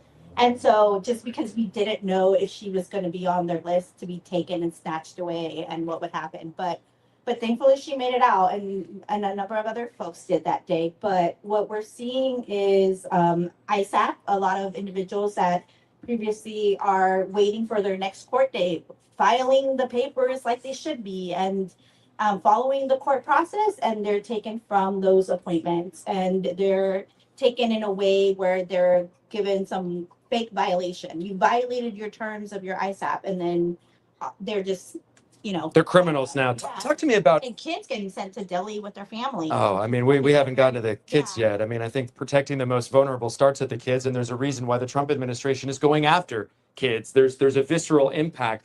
I want us to talk about this whole idea that why don't we just do it the right way? Why don't you just do it the right way? You hear that all the time, and you're smirking because you know. I mean, I'll tell you an anecdote and a story of somebody right now currently in the Baker Correctional Center in Florida, right? Their clips just went viral. They're getting torn up underwear, soiled underwear. They're brushing their teeth with their fingers. She came into the country under a policy that was alive during the Biden administration, that the Trump administration does not acknowledge. Therefore, her humanitarian visa is null and void, even though she did it the right way. And right now, she's currently in custody, and her husband, they've been married less than a year. This is the best part of marriage, the honeymoon. They should be celebrating this. And instead, he's planning on deporting with her or leaving with her as she deports. There are people in custody that I know that have asked for voluntary deportation. They don't get out because people continue the clock. The meter keeps running. Tell me about anecdotes or stories and why doing it the right way isn't just so simple and easy. Yeah, I will give you this one about the visa bulletin. So in order for someone to legalize their loved one, for example, I'm a U.S. citizen and my brother was born in Mexico, and I want him to legalize his status. The wait time for a Mexican petition is about 27 years. 27 years to be. Did you guys know that? Called. I didn't know that. I thought 10 years was a long time. No, so there's, or we can even make this even more like a U.S. citizen is married to someone who doesn't have status. If that person came in on a visa, usually the processing time is 9 months and they get their papers in 9 months. But if the person did not come in with the visa, because visas are very hard to be obtained in the embassies abroad, you have to show a lot of things to get that. But the problem is that once a person comes in, then they're subjected to a petition, a waiver, and then going back to their home country. That's a 6-year process. So our immigration system has not been worked on for 25 plus years. Meanwhile, we have that. This is why we have this problem. Meanwhile, they can come here and there's 6 years that they wait. They get a tax ID and they can pay taxes, and the company can get cheap ass labor on an e-verify process that we know doesn't work. And those companies never suffer the consequences because they say, we didn't know the paperwork. We had that. They gave us the wrong, and they blame the immigrant or they blame the individual who is literally contributing. I interviewed somebody in Utah, in Salt Lake City. She paid $50,000 in taxes last year. I went there to go interview her because first they took her son. When they took her son, they said, we're going to take your dad. Then they took the dad. And when they took the dad, they said to the mom, we know you're hiding and you're next. And they kept their promise. We interviewed her in a park in hiding. She was eventually taken. And her question to me is, why doesn't this country want my money? This country doesn't want brown people. That's what it seems like. People of color, people of a certain shade, people from south of the border, people. It's a very disturbing process because we don't have to prove why we should be like. We don't have to prove all the money we support. We don't have to prove why our children we don't have to prove those things. It's the Democrats and the Republicans that need to be working on legislation. They need to be in the position where they actually care about immigration first. Yeah. But what happened with this administration is that they took advantage of all those years of failing to address immigration as the top issue, and they made it the top issue, but to the whole other extreme of just ripping apart families. I think to this point, if it was about just correcting this pendulum swing, why don't we just go after the people that Biden let in? Why are we going after the people that have been in this country for 30 years, who have raised people going to college, who have put people through school, who are adding value to this country? If we're so efficient at our job under this president, why aren't we just going after the people that Biden let in? I don't agree with that, but that's my pushback to that argument. I really think that, for me, part of what has been the success in this independent space is that no one has to guess where I stand on undocumented immigrants. That doesn't mean that I toss aside the ethics of journalism, but I really believe that our conversation on undocumented immigrants in this country should start at amnesty. And the reason that we don't is because you have a lot of Republican lawmakers who could point to state house elections in Arizona and in Texas and say, because of the amnesty that Reagan gave 30 years ago, those state houses, those congressional seats, they flipped. And so they will never endorse amnesty. They will never endorse it. It seems like they will lose their boogeyman because all of a sudden, all these people that they've convinced that the undocumented immigrant is after your job. I mean, it's morsels of truth that this administration globs onto and convinces people. Oh, yeah, it's propaganda. Yeah. It's propaganda. We're fighting a propaganda war. We're fighting a war. Interestingly, I went to high school with Stephen Miller, and so You buried the lead. What? And so, Wait, what? So this is part of a tactic that's used. He did this in high school. Did you go to Santa Monica High School? He went to Santa Monica High School. I was the first Latina president there. Oh my God! All right. In their history. So what happens is that you have individuals that should not be in the positions they're in because they have not earned those positions. They have not gained the skill level to be in those positions.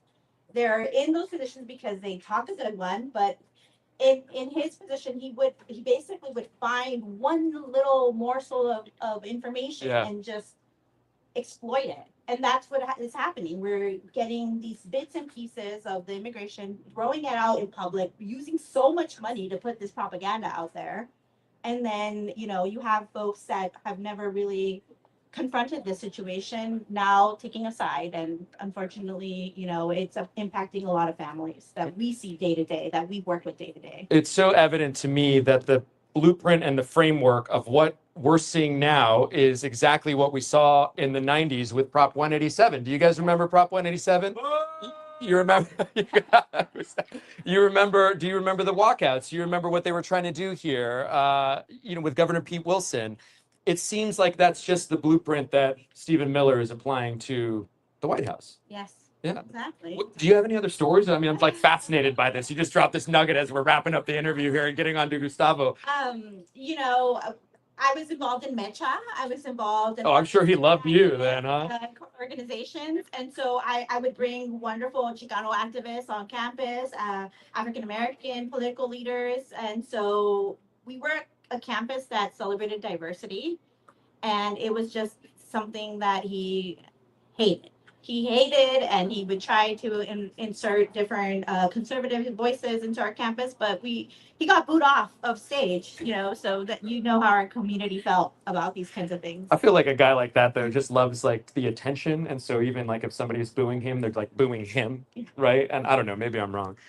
Thank you so much. He didn't get his heart broken or whatever the other myths are that he had. That's the narrative. Bullied or something. Yeah, no, that's not true. It's he had very much read a lot of racist material, and then he used this information and works his way to get into the White House, where again he did not have the qualifications to be so close to the administration, but that's what happens. We have a lot of pretenders in the administration. I call President Trump the WWE president, WWF president, because he's very good. I think he's more well suited to run the media companies than anyone that's running them right now. And I see him a masterful manipulator of the media, and he is not dumb. He is cunning. He dismantled 16 very qualified Republican presidential candidates back in 2016, and no one took him seriously. And now you see what the result is. It is a propaganda war. Yeah, I'm also deeply disturbed at how many months it took our folks in Congress to realize that funding an agency to inflict terror in our communities was probably a bad idea, giving them a big blank paycheck for that. They have more money than some of our branches in military. Yeah, so this is what we're seeing, and I think that I'm also very proud to have walked these streets and to have driven these streets and to have gone to detention centers with so many individuals that have stepped up, and I had nothing to do with immigration law before this, but I've been doing it for 13 years, and it's great to have allies. I'm going to give Cynthia her flowers because she saw the promo flyer and she says, where the hell are the women here, okay? The women have been on the front lines of this movement since the very beginning, and God bless the women of Los Angeles and all across the country here who have literally taken the fight to fascism's front door. And I used to think that word was too strong, but it's not for what we have seen transpire over the course of the last year. In this last few seconds that I have you here, is there anything I haven't asked you that you think is important to know, or anything that you'd like to talk about? Now's your chance. No, I talk about so many things that I'm seeing in our communities. ICE out of the hospitals. You're gonna have Alex join, right? ICE out of the hospitals, and just and making sure that our community knows that we continue to have rights and we continue to have a constitution. How can we keep up with you? How can we follow you? For those that want to keep up with Cynthia Santiago, those that are watching, give yourself a plug here. Santiago. I've been an immigration attorney for 13 years, but I love more of the position to be a community activist, community member that a chingona. That's always been my dream as a child. When my brother was incarcerated and seeing the injustices, that I always wanted to be immersed in community and take the work and the knowledge to the community, because our community is still so disenfranchised from knowing their legal rights. Well, thank you. We're better. We are well aware of our rights, we're more aware of our rights because of you, Cynthia. Cynthia Santiago, give it up for Cynthia Santiago. Thank you so much. Thank you. Can I give you a hug? Thank you so much. Oh, my jacket, I'm starting to get chilly. Stick around here. We've got another guest coming up. Our next guest is Gustavo Arellano. Oh, great. Oh, hey, Alexis. Oh, I saw Lalo show up. Yeah. Awesome. Barney, you still have a mic on. I hope you haven't been talking to people. You don't want to do that. Yeah, what's up? Or if you want to hand it over here, Barney was the first up. And if those of you guys are just joining us here, we're live from the BLVD Market, Boulevard Market here in Montebello, where we are live streaming our show, Nick Valencia News, in person, our first in-person event. And it's awesome if we could turn the camera around. I mean, just what a wonderful crowd that showed up here in person. Gustavo he needs no introduction here. You guys see him all over. What are you talking about? No one reads LA. No one does. We know the columns have gotten bigger in the paper. Hating the LA Times is the easiest game in town, so hate away. You are the star. Round of applause. Yeah. No, seriously. No one makes noise for you. That's really sad. person here, you folks would be louder for this guy right here. En serio. No, he's doing amazing work. If you're not following him already, I mean, you're going down to South Texas, you're coming here to LA, you're going to Minneapolis, you're going to where the action is. And that's wonderful because sadly, one of the reasons why the mainstream media has become as irrelevant as it is because they're not going there. They're not doing those things. And frankly, they're not calling it how it is. I think people want to see how it is on the ground. They want to be taken there. And this is like a revolutionary perspective, right? The selfie. Yeah. And it's honestly, I mean, we really had such a moment in Minneapolis because of how nimble independent media is. The activists were trying to beat up ICE. Oh, yes, that's why I was mislabeled. Thank you for reminding me. No, what Gustavo was talking about, the AP took a photo of me, and then that was used and put on He was everywhere. literally like this filming as it's going on, and they mislabeled him as like Antifa. A domestic terrorist. Antifa. That's it. The headline was "War on ICE," and it was my photo. If we're being accurate here, you know, I mean, so. Let's talk about that. Part of the struggle of independent media is getting taken seriously. Yeah. Some people that are independent journalists, they don't want to take the ethics seriously, right? And they're throwing shit at cops in between their live shots. That, if I'm being rigorously honest, makes the job for someone like me who's really trying a lot more difficult, you know? I see the algorithms, which are my publishers now, they incentivize conflict. Like, you are online, you see it from this perspective of still being in a legacy newsroom. What's the reality of how you guys look at us now? At just the independent folks? Yeah. Look, you folks are doing amazing work. You, again, I'm seriously, from the ground, flying around the country. I love your, I think it was a post yesterday. Hey, by the way, ISIS is my airport. Like, just happy with his big, huge smile going, here's tyranny, and I have to catch my 5 a.m. flight back to home. And like, this, so you're showing that stuff. And people, what I've seen always, it's not just the legacy media, it's just not now. It's always been the case that people want to see what's going on. They want on the ground reporting. They want to see themselves being reported on as voices, as sources, as activists, as all of that. And the problem with cloud chasers, look, you're going to get all this conflict and doing, you know, we're seeing that. I'm not even going to name the name because I don't know his name, but the guy who's going around like, I'm exposing corruption. Nick Shirley. You said it, not me. Yeah. I'm exposing corruption that's never been exposed before. If there wasn't corruption going on and it was never exposed before, then why was the Minnesota state government prosecuting all those folks? Now he's here in California doing stories that the LA Times did 4 or 5 years ago. They will have their moment and they will collapse, but I always, still to this day, you could call me foolish, but quality work stays. You know this, having been a reporter as long as you have, like stories, people come up to you and say, you did a story 15 years ago. El Chapo. Yeah, well, not El Chapo, other more substantial stuff, but people remember that, and that just shows that you're doing the work that needs to be done. And now you are your own boss. That's an amazing thing. That's also a terrifying thing, but it's your thing, and you're able to do it. Do you worry about the public and, you know, Nick Shirley, for a lot of people, they feel like they're finding out and that he's putting them on and that he is really exposing and bringing this corruption to light. I feel like we are so microwave minds, man. It's like it used to be 7 minutes, our attention spans with commercials, we wait. Now it's like I've got 3 seconds to capture their attention online these days. Did you know that Thomas Alva Edison is Mexican? That's what my sisters showed me, and I'm calling you out, Nini, on Instagram. This is an urban legend that mi tío Ezequiel told me 30 years ago, but because people they know nothing about history, they're not paying attention, you show something, you repackage it in a way that's appealing, and all of a sudden for them, it's news. And yeah, but again, this is not brand new. This fake news, this, you know, if it bleeds, it leads. Yeah. That is the human condition. That's the American condition, really. And so the challenge then is, what are going to be the stories that matter, that are going, again, that resonate? And you're doing that, right? And I'm not trying to butter you up just because you're cool and all that. No, seriously. No, look. I've told, we text all the time. Yeah. If I think he did something like, whatever, I'll let him know. True. It's absolutely true. Even right now, when he started, he was talking like this. I'm like that. And now he's that. You gotta check out this guy. But no, quality leads. It will resonate. You want to be remembered years after the fact, not forgotten like that.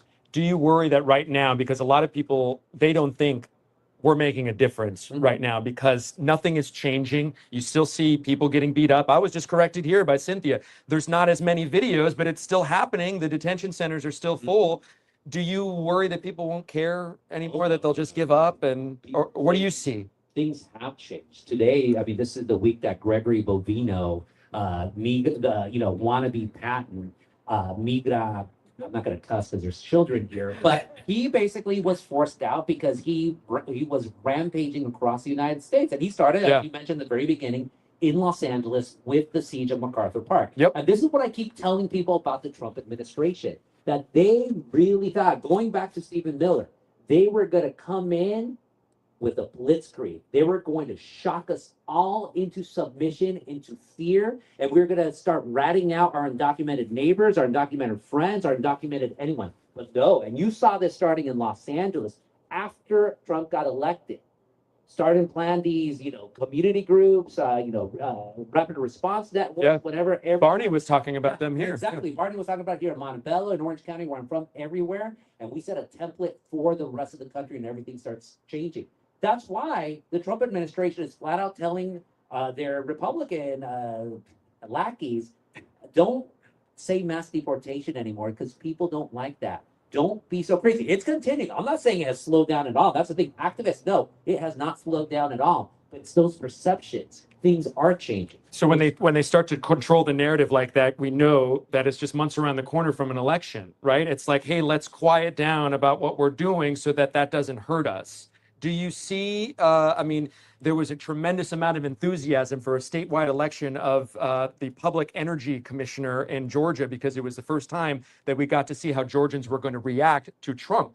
Do you see that happening here at all, this sort of resonating against Trump, people dipping off, peeling off, or is that? Well, politics in California are completely screwed over. Of course, we have, 8 Democrats cannibalizing each other, and 2 Republicans who might, one of them, by the way, Sheriff Chad Bianco of Riverside County, who just seized 650,000 ballots just so he can. Yeah, it's absolutely happening. And there's a fear that they might go into the general election because it's a top 2 primary here in California. And that just shows how stupid or weak sauce, I don't use that word anymore, stupid, how weak sauce the Democratic Party leadership is. The fact that the top 5 candidates are white, and nothing against Gabachos, but are white in a state where the plurality of the population is Latino, and they don't want to answer to that. And so, you can call me a cynic or you can call me crazy, but I want to see the Democrats suffer, the Democratic Party suffer here in California, because they deserve it. And people despise Trump, but you talked about earlier, and Barney was talking about earlier, it's not a Democrat thing either. The Democratic Party is not very popular right now. No, Look not at all. Los Angeles with Karen Bass, I do think Karen has gotten a far worse rap than she deserves. Well, you don't just hear it with Karen Bass, you hear it with Newsom as well, who's seen by some Democrats on the East Coast as, oh, this is going to be the savior here coming. But Newsom. give me the reality here in California.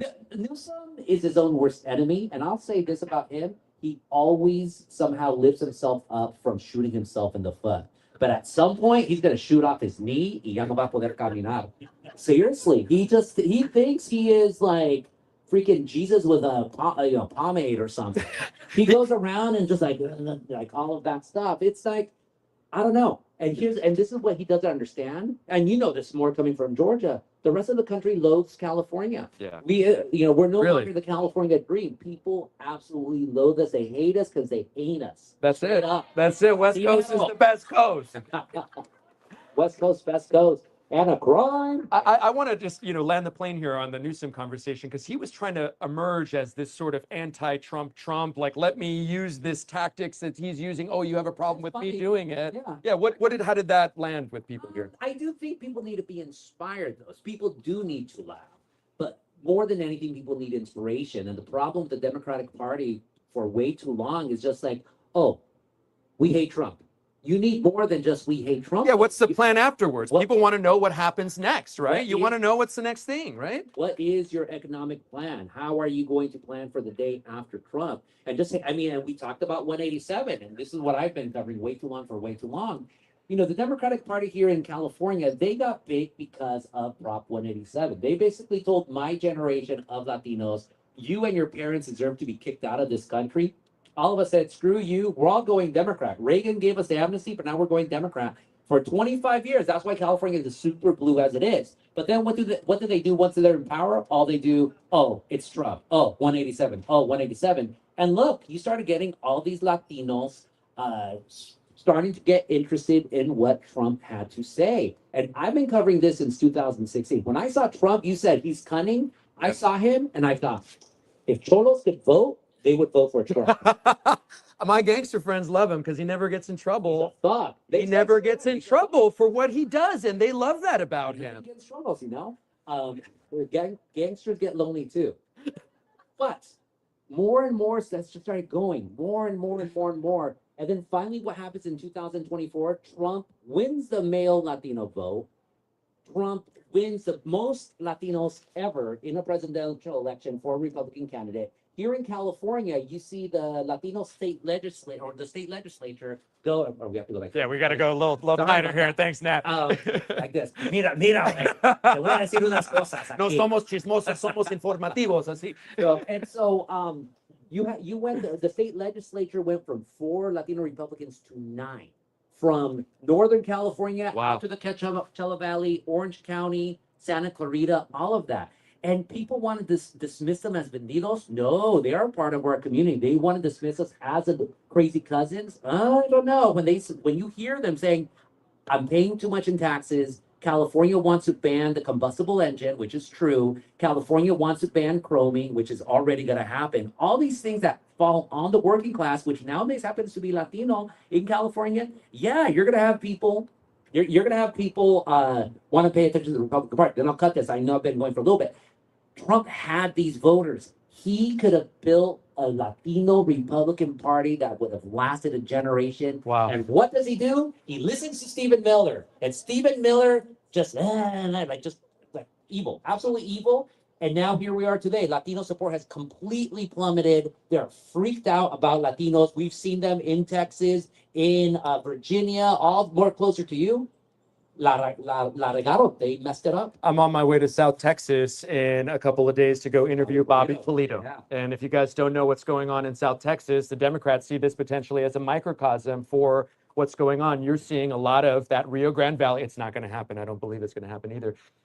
In the Rio Grande Valley, there are a lot of conservative Latinos. They see Bobby Polito, this Tejano star, with Desvelado running through the quinceañeras in the 90s, and they say, okay, here's a guy, he may live in Mexico the majority of the time, but he doesn't have health care because it's too expensive. And he reminds me of me because he's not a politician, and he wears a cowboy hat like me, and, oh, remember Desvelado? And so that's the message that I'm getting from Trump voters. And now the Republicans are messing it up because is the incumbent Monica Garcia? Well, it was a Reed district. Yeah, It's a new, but Monica de la Cruz is the Republican. Yes, basically it's a conservative area. It's hers, they thought, to lose. Yeah, and so she tries to make fun of Bobby, saying like he should stick to Quinceañeras. Quinceañeras, like if that's somehow an insult. So what does Bobby do? Yeah, who wants me to go to their quinceañera? Let's talk. And thousands of responses. So that's a party that's running scared, and that's why Trump is flailing by sadly flinging bombs at Iran and invading Venezuela and doing all that other stuff. The last time we talked, we had just gone into Venezuela. We don't hear about what's going on in Venezuela right now. Have you heard any updates or anything since your column that you wrote about Marco Rubio? Basically, this was his dream, right? No, I called him the biggest sellout of Latinos ever. That's what I called him. And he is. No, look, because they are trying to make Venezuela into a vassal state of oil. And Delcy Rodriguez, she's the one in charge right now. I do not know too much about her, but it seems like she's the type of person that she just wants to stay in power for her own sake instead of actually caring about her people. Venezuela's first, next is Cuba, next is Mexico. You don't think he wants to come in and just extract as much? He wants to be the new Porfirio Diaz. That's what he wants. Just open it up to Americans and yeah. It's American exceptionalism. That's the narrative that they're pushing. And right now in the Texas State Board of Education, they have been infiltrated by not only MAGA, but the Moms of Liberty. Why do I bring up Texas? Because your textbooks relate to Texas. It is the biggest public education in the country. So once they order their books from McGraw-Hill or their textbooks, then we get them. The rest of the country gets them. And so if they're creating this curriculum of American exceptionalism, what are the Chicano students here in LAUSD going to start reading about? What is happening in Texas with the Moms of Liberty going into, they had testimony at the state capitol a couple of months ago. The representative on the state board at Texas, he is a MAGA, full blown. A woman from educator in a hijab got up there at the state capitol, and before she opened her mouth, he said, "Mr. Chairman, what is our rules of terrorists testifying before here in the state capitol?" Governor Abbott, Texas Governor Greg Abbott, had Married to a Latina. married to a Latina, had labeled a teachers group that she was with a terrorist organization. It was not given an official designation by the government or even the state. It was just something that he said. But that representative on the Texas State Board went with it and ran with it. And that's what's happening slowly all across the country. Just really quick anecdote about how Texas indoctrinates our children in California. When I was young, and look, I'm a nerd, I know a lot of stuff. But why was it when I was about 8 or 9 years old, I knew that the first Texas state capitol was in Washington on the Brazos? Because I don't know. I was not reading anything about Texas. I didn't care about Texas. Now thinking of it, it's because I was reading these textbooks that somehow had a completely useless bit of trivia for us here in California. So no, Texas, like when it comes to education, they don't mess around, and like watch out. And it's being inspired by this MAGA movement, which, you know, Cynthia was talking about it up here. It became so evident to me, and we're going to turn the corner here and get to Alexis Alaman here in a little bit. It became so evident to me recently that this is a propaganda war and that we're fighting propaganda. I would love for you, you're nodding in agreement. I would love for you to speak on that. Why do you think so? Why do you agree? I mean, it's always been like, I don't think we're in unprecedented times. You have to pay attention to history. And look, people might say we are living in the worst times ever, especially for undocumented people. Look at all the community response. Let's go back to the 1950s when you had Operation Wetback. And literally the only people in the Latino community, the mainstream folks, did not stand with undocumented folks. LULAC, all those civil rights groups are like, yeah, get those wetbacks out of here. This is absolutely true. The only people that stood with undocumented people were bona fide communists. I'm talking about card-carrying communists like Bert Corona in the 1950s, and we all know how popular communists were in the 1950s. So we are, and then you have, of course, a repatriation and all these terrible things. You all have to look at history. Those who forget the past are condemned to repeat it. George Santayana, history doesn't repeat itself, but it rhymes, supposedly Mark Twain. But the more you know your history, the better equipped you are to fight for your present and for your future. Look, we're reporters. We're complete cynics. We see the worst in society, the absolute worst. Oh my God. And then like your family's here. At least I have my sister here, but usually my cousins never go or any of that stuff. My cousins are here. Well, not you. My cousins are grato.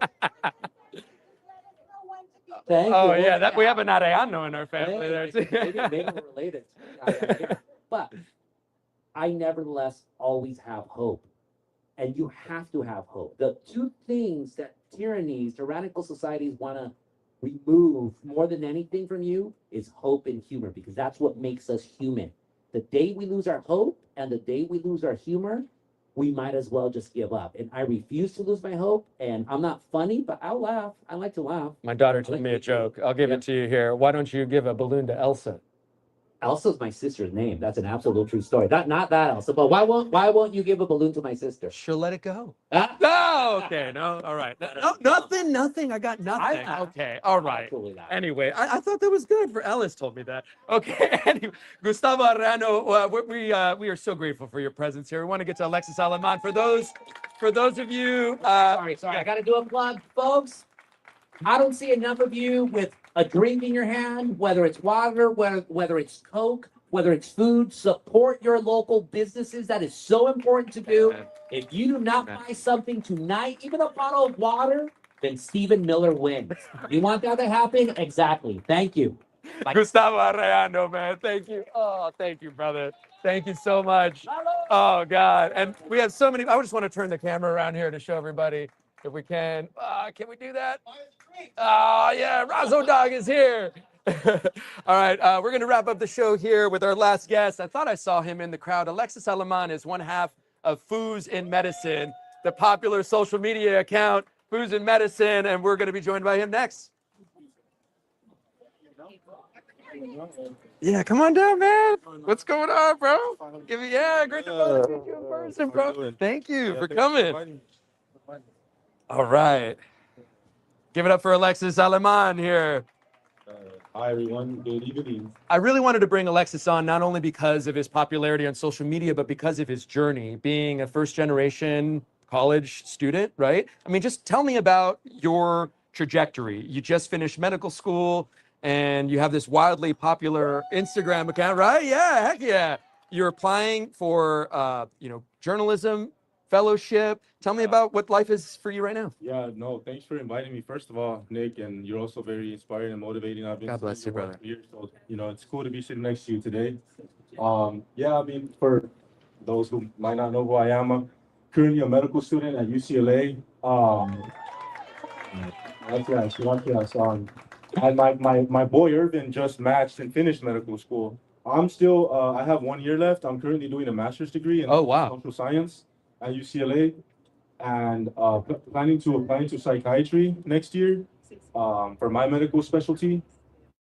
And honestly, I mean, the journey's been interesting, to say the least. I think the most important thing for me is making sure that I get myself educated, making sure that I know what's going on around me, what the issues are, and obviously growing up first gen, son of immigrants. I understand a lot of the issues that we face and how that translates into the real world, into real living, because that's how I grew up. And so for me now, it's how can I do how can I use what we've created, what we've done to continue helping our communities. There's so many things that are dynamic about you, but one of the things I see that is an intersection that I kind of see myself in you is that you're in rooms where I'm sure you're really freaking uncomfortable a lot of times, where you look to your left and you look to your right, and you may not see a lot of people that look like you. What's it been like being a 20-something-year-old in those rooms right now in this era where our community is being focused on and persecuted? Yeah, well, it's challenging, and that's sort of been my career since the beginning, and it's more of a unconventional path for first-gen students. We face a lot of different obstacles and challenges, and students that might have studied for standardized exams since elementary school. I literally didn't even study for the SAT because I didn't understand the importance of an exam like that at that point, and so your parents didn't go to college. How would you know? Same with my parents. I had no idea. Exactly. So exactly, all of us first gen, second gen people, students understand, a lot of these struggles, and for me, going into these spaces, I understand that, and so for me, it's more so realizing that I've gone through a lot of challenges and obstacles to get into those rooms, and there's nothing that I can't understand or comprehend that with other people in the room. And so, if anything, for me, the fact that I'm in that room with everything that I've gone through makes me feel special, and it makes me feel like I belong. The frontline workers, the public health professionals, they have had to face these federal immigration agents. Have you thought about that? If this continues on, we've got another 3 years of the Trump presidency, you're probably going to be working in a residency, right? You'll probably be matched by the time. Yes. You may have to deal with this. Is that talked about in medical school right now? We see it reflected on The Pit on HBO, right? ICE in hospitals. Is that talked about? Not enough, not enough by any means. And that's the thing that, like you said, we see this, I see this, and it's really up to us to educate ourselves more on it and understand how this ultimately affects health, right? Because in medical school, yeah, we learn how to take care of people, and the medicines that we use and how to talk to a patient. And it's do no harm. And in some cases, we're not seeing that right now. But we never talk about, real world issues happening in the moment and how that applies to our job. Matter of fact, even health insurance stuff, and we don't learn these sort of things in medical school. We just learn how to diagnose a patient, how to, check for what's wrong with them, and that's kind of it. And so we're left with a lot of questions of how even health insurance works and how politics and people, making certain decisions affect our job ultimately. Sure, sure. I mean, you may have to be confronted with this if you're in a hospital. We hope you don't, but it happened here at the UCLA Ronald Reagan Medical Center, right? A clip went viral. I reposted it on social media very early on, and we thought this was going to be the situation all across the country. We're seeing these agents in sensitive locations. Another reason why I wanted to have you on here is I know that you have had some direct impacts to this. Can you just talk about what it's like being 20-something years old, a Latino in Los Angeles, living in LA right now? Well, it feels amazing. I'm blessed. I thank my mom all the time. I'm like, Mom, thank you for coming to LA. Of all the places you could have gone. Thank you so much for coming to LA because I love being from LA. I love being in Latino. Amen, man. Amen. Give it up for that, man. From South Central, everything, and then just LA is beautiful. So, one, I'm happy. I'm excited. But more than anything, it makes me really realize the position that I'm in. Where I'm at, the opportunities that I really have, with the position that I put myself in. I've been, super blessed to be in school in LA all of my life. Yeah. Really understand LA. I, got a full ride scholarship to UCLA, so I stayed in LA. Amazing. And I'm just like really trying to use my knowledge as a kid who grew up in South Central in the inner city and is in these spaces, with people that are very educated and, with whose parents are doctors, whose parents are lawyers. And, for me, I see that as an opportunity for me to learn as much as I can, so that way I can not only use this for myself, but how can I use this to help my community and bring everyone and other Latinos up with me. You're what an answer, right? Tell why this guy's got 200,000 followers or more. 300,000. Thank you, Beto. One of the things that I've noticed in my travels across the country is that younger, especially high school students, they really are sort of drawn towards President Trump.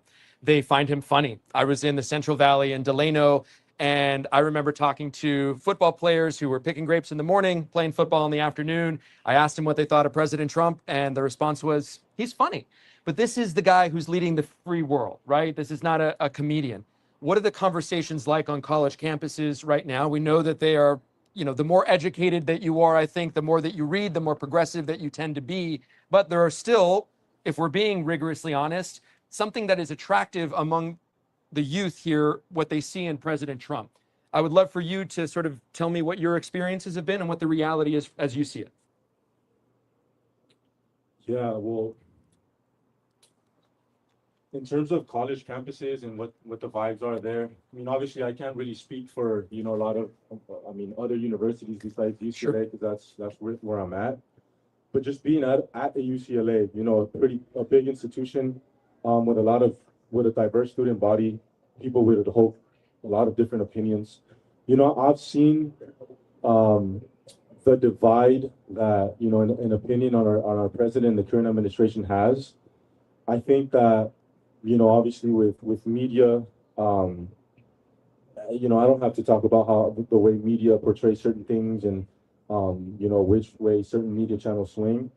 But I think that's why it's super important for people like you, independent journalists, because a lot of times, for me at least, I don't know certain things. I wouldn't have known certain things if it wasn't for people like you to report on it. Man. Thank you. Thank that's you so much. Important, right? Thank you so much. Yeah, of course. And I see, the work you put in, being out there in the front line, man, risking your life and just, to make sure that we get this information. It's super commendable. It's admirable. And I think that, that's the information right there that we have to know, right? And unfortunately, I think there's a lot of work done to be on general media. Yeah. But that's why it's important for what you're doing. And with the kids that might have commented that, that's the thing, right? We might have to wonder, like, well, what is it that they saw, and what was it, a podcast episode, was it a TikTok, and Sure. What was the intention behind that, and do they actually really understand and are able to process what what the president is and what they're doing? Like you said, nowadays, Sure. Like social media and media in general have really taken over a lot of everything, right? Like with attention and with what people look at, follow, right? And So it's nowadays media can be very curated, can have like goals that like are very different from when they're intended to be. And you know, it's up to people like us to combat stuff like that. Part of what I'm trying to do is meet the moment where people are. I'm trying to meet people literally, which is why we're broadcasting 9x16, right? I mean, people are here on their phones vertically. You have been so efficient and successful at leading that social media way, not just for your medical student peers, but like just your generation. You are such an effective communicator. How did you, like, what gave you, I mean, I don't even know where to start. Like, how did you build this? Why do you think you've been so successful? What has been the secret sauce? Man, I wish I could tell you, Nick. You know, we've been asked that a lot, and truthfully, I don't know myself. I don't know the answer to how we were able to create this community. All I know is that, you know, I wanted to create something for someone like me, for younger me. That's who I had in mind. I had younger me in mind growing up in South Central and saying, well, if I freaking put this video out and a picture out with me in a white coat, and I saw that as a kid, that might have inspired me, motivated to do this. So maybe there is a kid out there like that will see me in a white coat, me and Irvin, a video of us at a top tier medical school on a full ride scholarship, and it might motivate them to maybe be a doctor, maybe be a lawyer, whatever, to believe, to, you know, our goal is to normalize this. We want to normalize the fact that you can take advantage of the opportunities, go to college, go to medical school, go to law school. The thing is that a lot of our youth don't see that. And that's where the issue starts. And for us, we want to put that out. And for me, it was like, I want to see little Alexis see this. I wonder if he would be motivated. And we were able to create a community with this. Yes. You are speaking truth, because I remember being 14 years old at Eagle Rock High School and going to the Chicano Youth Leadership Conference hosted by Sal Castro. Okay? Sal Castro led the 68 walkout here. I talk the way I talk and dress the way I dress because my parents grew up, my dad grew up on 51st and Western, and my mom grew up in downtown, and they wanted to Americanize the hell out of me so I could be in any single room that I wanted to be. But I realized very quickly that my proximity to whiteness ain't gonna save me, you know? It didn't save me. I remember being at the Chicano Youth Leadership Conference and meeting for the first time a Latina who went to Yale. And I still remember, man, she was sitting down, crisscross applesauce, is what we say now, right? Because the other one's too offensive. So she was sitting down, and I remember her saying, I'm at Yale. Yeah. And I thought, oh my God, we can go to Yale? Right. And so I know that there's somebody that's seen you and said, we can be a doctor. Yeah, and that's cool. Thank you. Yeah. Tell me about, because I know that you, with the followers that you have, I know that you have a story of somebody that you have inspired. Oh, man. Not just one. It's been so many that I can't even, like, that. This is that's amazing. That's what this is about. And this is why I continue to do this. You know, this is why I will continue to do this, because I have seen the impact that it has. And at first, so I didn't have any social media through college, and that's probably why I got to med school. That's probably why I had no social media. I was never on Instagram, Facebook, Snapchat, whatever, you know, everything that helped me lock in, I think, you know. And so when I started this with Irvin, who wasn't more familiar with social media, it was scary. It was super scary to say, okay, I'm going to put myself out there. I'm going to talk about myself, my story, my upbringing. Like, that feels very scary. I'm putting myself in a vulnerable position to have people just have opinions on us, right? Because that's going to happen. It's inevitable. Oh my God. It's on the media space. And so now that I've seen that I've had students come up to me and say, I didn't give up because of you guys, or I'm here because of you. Literally, like, I'm in dental school, or I'm in med school, I'm wherever, because you guys made me believe that I could do it. Man, there's no better feeling in the world, and I'm gonna try to continue to inspire and motivate and just normalize the fact that students can do whatever they want. And at this point, it's not even, yes, it's to diversify medicine, because it's only 6% of Latinos physicians in the United States. It's only 6%. 6%, which is. Did you guys know that was we're in the single digits in terms of being doctors in the country? Exactly right. It doesn't represent our general population at all. And so for us, it's to diversify everything. We're needed in every single space. Latinos make produce a #1 GDP in the country. There's no reason why we shouldn't be #1 in everything else. Amen, man. Amen. Yes. And dropping truth bombs. How old are you, bro? Oh man, I've been getting asked this a lot. How do I look? I would go with like 23. You'd be nice. No, for real. I would think 23. I'm 29. You're 29. Yes. Wow. Okay. Do you feel like some people would say that, oh man, I'm getting man, and you're being an example. Yeah, the whole timeline thing and the question of am I too old? Am I too young? Am I, it's a real one, and I get it. But like you said, like I'm grinding, we're grinding. Yes. We're all gonna be grinding no matter what. We have to choose what it is that grind's gonna be. So that's why I tell people, you're gonna be 25, you're gonna be 21, you're gonna be 35, you're gonna be 40 no matter what. What are you gonna 42 do with those years? Yeah. with a trauma streak. I wish I have to look as good as you. God willing, it's good lighting here.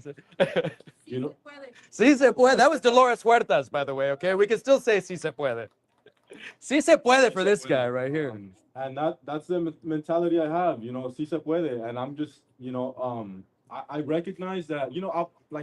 I've always been on my own timeline. Even since leaving high school, I had no idea what I was going to get out of college. But I was willing to take that risk and believe that something was going to come out of it, and that even though I was living in South Central and I was going to have to drive and figure this whole thing out, like something was going to come out of it, and I was going to take my time and ensure that whatever it was, I wanted to be successful in it.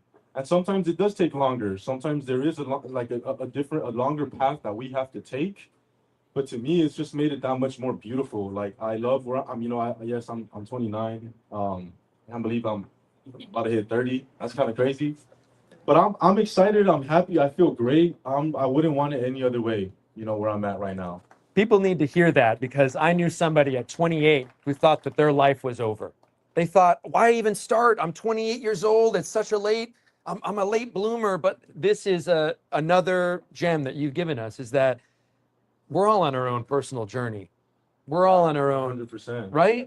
Yeah, exactly. And I get it, like the pressures of trying to get to the next stage in our lives, the pressure of going to college and graduating, and then getting an internship, getting a job, getting into residency, getting the faculty position, then doing this. And then it's like, well, if we're always just stuck in that tunnel vision mindset, when are we taking time to take a step back and really realize the major issues that are going on in our country?